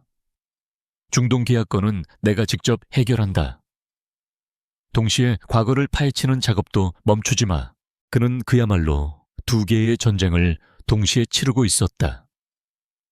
낮에는 냉철한 CEO로서 수십억 달러짜리 계약을 지키기 위해 싸웠고, 밤에는 아들을 되찾기 위한 진실을 추적하는 아버지가 되었다. 하루에 서너 시간 쪽잠을 자는 것이 전부였지만 그의 눈빛은 지친 기색 없이 오히려 날카롭게 타오르고 있었다. 시간이 흐를수록 상황은 지훈에게 불리하게 돌아갔다. 임 여사의 공세는 더욱 거세졌고 이사회는 점점 그녀의 편으로 기울고 있었다. 과거의 증거는 여전히 오리무중이었다. 김민지 간호사는 6년 전 병원을 그만둔 뒤 여러 차례 이사를 다니며 자신의 흔적을 완벽하게 지운 상태였다. 유나는 안전한 레지던스에서 뉴스를 통해 지훈이 위기에 몰리고 있다는 소식을 접하며 애를 태웠다. 그녀는 자신이 제공한 김민지라는 이름이 오히려 그에게 더 큰 부담만 안겨준 것은 아닌지 자책했다. 그러던 어느 날 밤 최 비서로부터 다급한 연락이 왔다. 찾았습니다, 총수님. 김민지, 현재 김서현이라는 이름으로 개명하고 강원도의 한 작은 요양병원에서 일하고 있습니다. 드디어 꼬리를 잡았다. 지훈은 즉시 최 비서를 현장으로 보냈다. 하지만 김민지는 예상보다 훨씬 더 완강했다. 그녀는 최 비서와 그의 팀원들을 보자마자 기겁하며 자신은 아무것도 모른다고 소리치며 도망치려 했다. 임 여사가 심어놓은 공포가 그녀의 영혼을 6년 동안 지배하고 있었던 것이다. 최 비서는 그녀를 힘으로 막아세우고 마지막 카드를 꺼내들었다. 김민지 씨, 당신이 지금 여기서 입을 다물면 우리는 당신을 신생아 유기 및 납치 공모 혐의로 고발할 겁니다. 당신 인생은 그걸로 끝나는 겁니다. 하지만 그는 잠시 말을 멈추고 사진 한 장을 그녀의 눈앞에 내밀었다. 민준과 하준이 과학박물관에서 함께 웃고 있는 사진이었다. 지금이라도 진실을 밝힌다면, 당신이 빼앗아버린 이 아이들의 인생을 되찾는 것을 돕는다면 강 총수님께서 당신의 모든 죄를 덮고 새로운 인생을 살 수 있도록 보호해 줄 겁니다. 선택은 당신 몫입니다. 김민지는 두 아이의 사진을 보고 오랫동안 떨었다. 사진 속 아이들의 해맑은 미소가 그녀의 얼어붙었던 양심을 조금씩 녹이고 있었다. 결국 그녀는 무너져 내렸다. 말씀드릴게요. 전부 다. 그녀는 울면서 6년 전 그날의 진실을 토해내기 시작했다. 임선주 여사가 자신에게 접근해 거액의 돈을 주며 쌍둥이 중 한 명을 사산 처리하고 아이를 자신에게 넘기라고 지시했던 일. 아이의 사망 진단서를 위조하고 서윤아에게 아이의 얼굴조차 보여주지 못하게 막았던 일. 그리고 그 아이가 임 여사의 수하들에게 넘겨져 어디론가 사라졌던 끔찍한 기억까지. 모든 증언은 녹음되었고 그녀는 자신의 모든 죄를 인정하고 진실을 밝히겠다는 자술서에 직접 서명했다. 마침내 지훈은 임 여사의 죄를 입증할 결정적인 인적 증거를 손에 넣었다. 하지만 승리의 기쁨을 누릴 틈도 없이 그의 책상 위로 차가운 서류 한 장이 배달되었다. 진성그룹 임시이사회 소집 통보서, 안건 대표이사 강지훈 해임의 건, 소집 요청자 이사회 의장 임선주, 임 여사가 마지막 칼을 빼어든 것이다. 이사회는 바로 다음 날 오전에 열릴 예정이었다. 그에게 남은 시간은 하룻밤뿐이었다. 지훈은 김민지의 자술서를 손에 꽉 쥐었다. 이것이 그의 유일한 무기이자 마지막 희망이었다. 그는 창밖에 어두운 도시를 내려다보며 다가올 결전의 시간을 기다렸다. 길고 길었던 전쟁의 마지막 전투가 이제 곧 시작될 터였다. 진성그룹의 운명을 가를 임시이사회가 열리는 날, 본사 70층의 대회의실은 얼음장 같은 긴장감으로 가득했다. 길고 육중한 마호가니 테이블을 중심으로 진성그룹의 최고 권력자들이 차례로 자리를 채웠다. 대부분은 임선주 여사의 사람들이었다. 그들은 의심과 적의가 가득한 눈으로 비어있는 총수의 자리를 쳐다보았다. 테이블 상석에 자리한 임 여사는 우아한 미소를 띤 채 모든 것을 통제하고 있는 여왕처럼 보였다. 그녀는 자신의 승리를 단 한순간도 의심하지 않았다. 회의 시작, 정각 회의실 문이 열리고 강지훈이 들어섰다. 그의 뒤에는 최 비서가 단단한 서류 가방을 든 채 그림자처럼 따르고 있었다. 지훈의 얼굴에는 패배자의 불안함이나 초조함이 전혀 보이지 않았다. 오히려 폭풍전야와 같은 고요함과 서늘한 결의가 그의 전신을 감싸고 있었다. 그는 자신에게 쏟아지는 적대적인 시선들을 아무렇지 않게 받아넘기며 자리에 앉았다. 모두 모이셨으니 임시 이사회를 시작하겠습니다. 임 여사가 부드럽지만 위험 있는 목소리로 회의의 시작을 알렸다. 오늘 이 자리는 우리 진성그룹의 미래를 위해 매우 중대하고도 안타까운 결정을 내리기 위해 마련되었습니다. 아시다시피 강지훈 총수는 최근 이해할 수 없는 행동으로 회사에 막대한 손실과 혼란을 야기했습니다.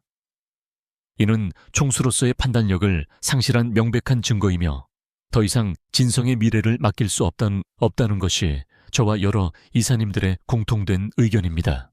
그녀는 준비된 자료를 보며 지훈의 실책들을 조목조목 나열하기 시작했다.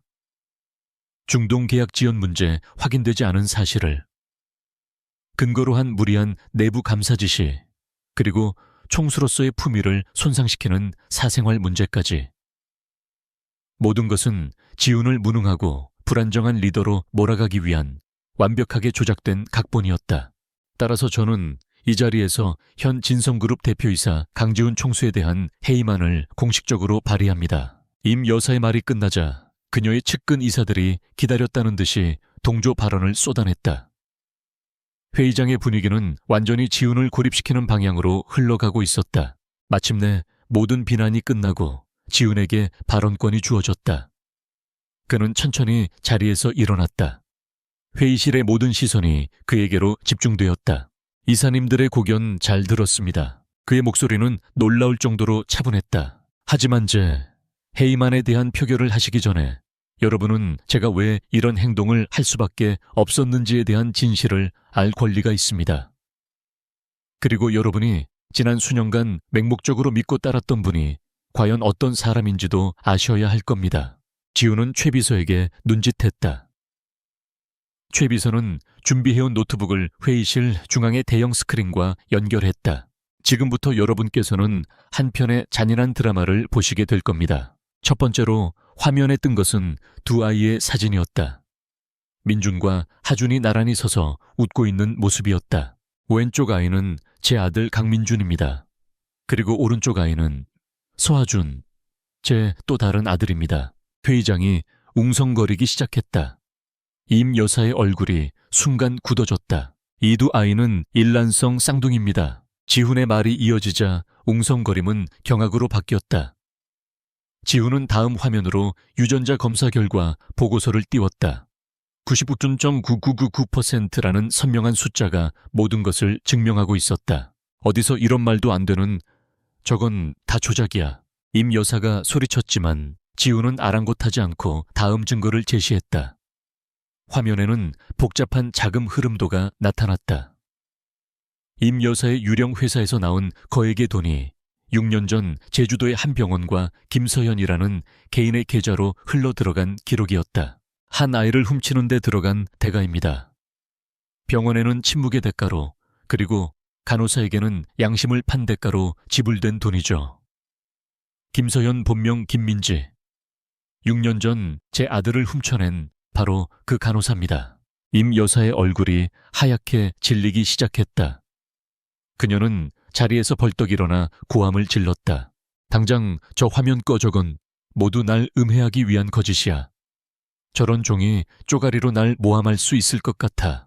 물론 서류는 위조할 수 있겠죠. 지훈은 차갑게 받아쳤다. 하지만 한 인간의 영혼이 담긴 고백은 위조할 수 없습니다. 그의 말이 끝나기 무섭게 스크린에는 눈물로 범벅이 된 한 여자의 얼굴이 나타났다. 간호사 김민지였다. 저는 6년 전 임선주 회장님의 지시를 받고 끔찍한 죄를 저질렀습니다. 영상 속에서 그녀는 모든 것을 자백했다. 임 여사가 돈으로 자신을 매수했던 과정 쌍둥이 중 한 명을 사산으로 처리하라고 지시했던 내용 산모에게 아이의 얼굴조차 보여주지 못하게 막았던 비인간적인 처사, 그리고 아기를 임 여사의 수에게 넘겼던 마지막 순간까지. 그녀의 떨리는 목소리는 회의실 전체를 충격과 침묵에 빠뜨렸다. 모든 것이 명백해졌다. 더 이상의 변명이나 부인은 무의미했다. 영상이 끝나고 회의실의 모든 시선은 임 여사에게로 향했다. 그녀를 따르던 이사들의 눈에는 더 이상 존경이나 충성이 아닌 경멸과 공포가 서려 있었다. 자신들이 괴물의 편에 서 있었다는 끔찍한 깨달음이었다. 개꾸짓 말이야. 전년이 날 배신했어. 거짓말이야. 임 여사는 이성을 잃고 악을 썼다. 우아한 여왕의 가면은 벗겨지고 모든 것을 잃게 된 마녀의 추악한 본모습만이 남아있었다. 그녀의 완벽했던 세계는 단 몇 분 만에 산산조각 나버렸다. 회의장을 지배하던 침묵을 깬 것은 지훈이었다. 오늘 이 자리에서 해임되어야 할 사람은 제가 아닙니다. 그는 임 여사를 차가운 눈으로 내려다보며 이사들 전체를 향해 선언했다. 저는 이 자리를 빌어 임선주 이사를 신생아 납치 공문서 위조 횡령 및 배임 혐의로 검찰에 정식으로 고발하는 바입니다. 또한 임선주 이사에 대한 이사직 박탈 및 해임안을 긴급 안건으로 상정할 것을 제안합니다. 상황은 180도 역전되었다. 더 이상 누구도 임 여사의 편에 서지 않았다. 이사들은 자신들마저 공범으로 엮일까 두려워 서둘러 지훈의 의견에 동조하기 시작했다. 강총수님의 의견에 동의합니다. 임선주 이사는 우리 진성의 수치입니다. 당장 해임해야 합니다. 표결은 만장일치였다. 임선주 여사의 해임안이 가결되는 순간 회의실의 육중한 문이 열렸다. 지훈이 미리 연락해둔 검찰 수사관들이었다. 임선주 씨, 특정 경제범죄, 가중처벌 등에 관한 법률 위반 및 아동 유인 등의 혐의로 당신을 긴급 체포합니다. 수사관들이 그녀에게 다가가 차가운 수갑을 채웠다. 이거 놔날 건드릴 수 없어. 내가 누군 줄 알고. 강지훈이 배은 망덕한 놈, 내가 널 가만두지 않을 거야. 그녀의 마지막 발악은 처절했다. 한때 진성그룹을 호령하던 철의 여왕은 결국 초라하고 비참한 범죄자로 전락하여 회의실 셔츠 밖으로 끌려나갔다. 임 여사가 사라진 회의실은 아수라장이 되었다. 이사들은 서로에게 책임을 떠넘기기 바빴고 진성의 주가는 폭락할 것이라는 우려가 쏟아졌다. 하지만 그 모든 혼란의 중심에서 강지훈은 홀로 고요했다. 그는 승리했다. 길고 지독했던 전쟁은 그의 승리로 끝났다. 그는 회의실 창가로 다가가 서울의 정형을 내려다보았다. 이제 진정한 싸움은 지금부터 시작이었다. 무너진 제국을 다시 일으켜 세우고 망가진 가족을 다시 일으켜 세워야 하는 더 어렵고 힘든 싸움. 그의 머릿속에 서윤아와 두 아들의 얼굴이 떠올랐다.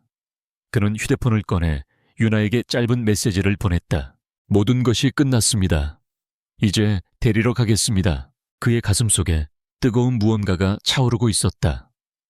그것은 복수의 끝에서 오는 허무함이 아니었다. 되찾은 진실과 지켜야 할 가족의 소중함에서 비롯된 묵직한 책임감과 희망이었다. 임선주 여왕의 제국이 무너져 내린 후 폭풍의 눈과도 같았던 진성그룹은 강지훈의 신속하고 단호한 리더십 아래 빠르게 안정을 되찾아갔다. 그는 임 여사의 잔재 세력을 모두 정리하고 투명하고 합리적인 경영 시스템을 도입하며 그룹의 체질을 완전히 바꾸어 놓았다. 세상은 그의 승리를 칭송했지만 지훈에게는 아직 끝나지 않은 더 중요하고 어려운 싸움이 남아 있었다. 그것은 바로 가족을 되찾는 싸움이었다. 그는 모든 공식 일정을 뒤로하고 윤아와 하준이 머무는 레지던스로 향했다. 6년이라는 길고 아픈 시간을 돌고 돌아 그는 비로소 사랑하는 여인과 아들을 마주할 자격을 얻었다. 끝났습니다. 문을 열고 들어선 그가 건넨 첫 마디였다. 그 한마디에 담긴 수만 가지 의미를 윤아는 온몸으로 느낄 수 있었다. 그녀는 아무 말 없이 다가가 그의 품에 안겼다.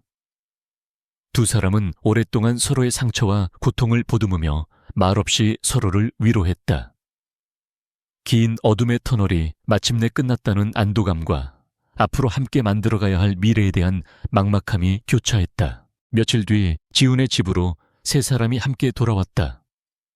거대하고 화려하지만 온기라고는 찾아볼 수 없었던 그의 펜트하우스에 처음으로 사람 사는 온기가 퍼지기 시작했다. 그리고 그곳에서 네 사람은 인생에서 가장 어렵고도 중요한 대화를 나눠야 했다. 지훈은 유치원에서 돌아온 민준과 아직은 모든 것이 낯설기만 한 하준을 소파에 나란히 앉혔다. 유나는 아이들의 손을 꼭 잡고 지훈의 옆에 앉았다. 민준아, 하준아, 아빠랑 엄마가 너희에게 아주 중요한 이야기를 해주려고 해. 지훈은 최대한 부드러운 목소리로 입을 열었다. 너희 둘은 아주 특별한 형제란다. 엄마 뱃속에서부터 함께 있다가 똑같은 날 똑같은 시간에 태어났어. 우리는 그런 사이를 쌍둥이라고 부른단다. 아이들은 동그란 눈으로 서로를 쳐다볼 뿐 말의 의미를 완전히 이해하지는 못하는 듯 했다. 유나가 아이들의 머리를 쓰다듬으며 말을 이었다. 그런데 아주 나쁜 사람이 너희가 태어나자마자 서로를 만나지 못하게 방해했어. 그래서 하준이는 엄마랑만 살았고 민준이는 아빠랑만 살게 된 거야. 그건 너희 잘못이 절대 아니야. 어른들의 잘못이었단다. 이제는 그 나쁜 사람도 벌을 받았고 우리는 다시 이렇게 한 가족으로 만나게 됐어. 앞으로는 아빠, 엄마, 그리고 민준이, 하준이, 우리 네 식구가 이곳에서 함께 살 거야. 서로를 아껴주고 사랑하면서. 설명은 길고 어려웠다. 아이들은 혼란스러워했다. 평생 아빠를 독차지했던 민준은 갑자기 나타난 쌍둥이 형제와 엄마라는 존재가 낯설었다. 그럼 아빠는 이제 나만 사랑 안 해주는 거야. 민준의 목소리에 불안함이 가득했다. 지훈은 가슴이 미어지는 것 같았다. 그는 민준을 끌어안았다. 아니야, 아들. 아빠는 세상에서 민준이를 가장 사랑해. 그리고 이제는 하준이도 그만큼 사랑하게 된 거야. 사랑은 나눈다고 줄어드는 게 아니라 오히려 더 커지는 거란다. 평생 엄마와 단둘이 살았던 하준 역시 낯선 아빠와 형제가 두려웠다. 하준은 유나의 등 뒤로 숨어버렸다. 그렇게 그들의 어색한 동거가 시작되었다. 처음에는 모든 것이 서툴렀다. 민준은 자신의 장난감을 만지는 하준과 사사건건 다투었고 하준은 거대한 집과 엄격해 보이는 아빠의 존재에 쉽게 적응하지 못했다. 지훈과 유나 역시 마찬가지였다. 6년의 공백은 생각보다 컸고 서로 다른 환경에서 아이를 키워온 방식의 차이로 인해 부딪히기도 했다. 하지만 그들은 포기하지 않았다.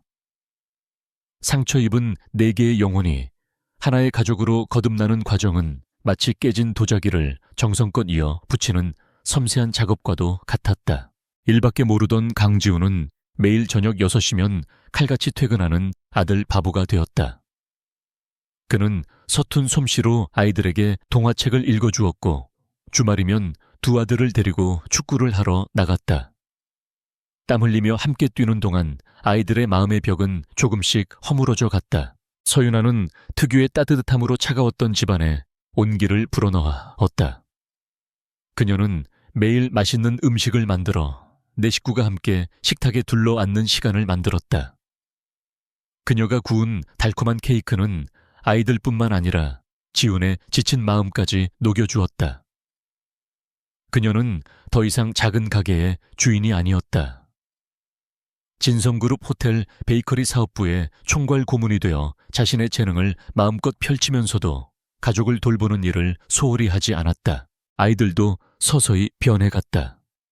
어느 날 밤 악몽을 꾸고 울며 깨어난 하준을 달래준 것은 민준이었다. 민준은 서툰 손길로 하준의 등을 토닥이며 이제 내가 형이니까 지켜줄게 라고 속삭였다. 두 아이는 그날 이후로 서로에게 가장 좋은 친구이자 세상에 둘도 없는 형제가 되었다. 지훈과 유나의 관계도 천천히 하지만 단단하게 다시 쌓여갔다. 6년 전의 불같은 사랑과는 다른 종류의 감정이었다. 함께 아픔을 겪고 서로의 상처를 보듬어주며 생겨난 깊은 신뢰와 연대감이었다.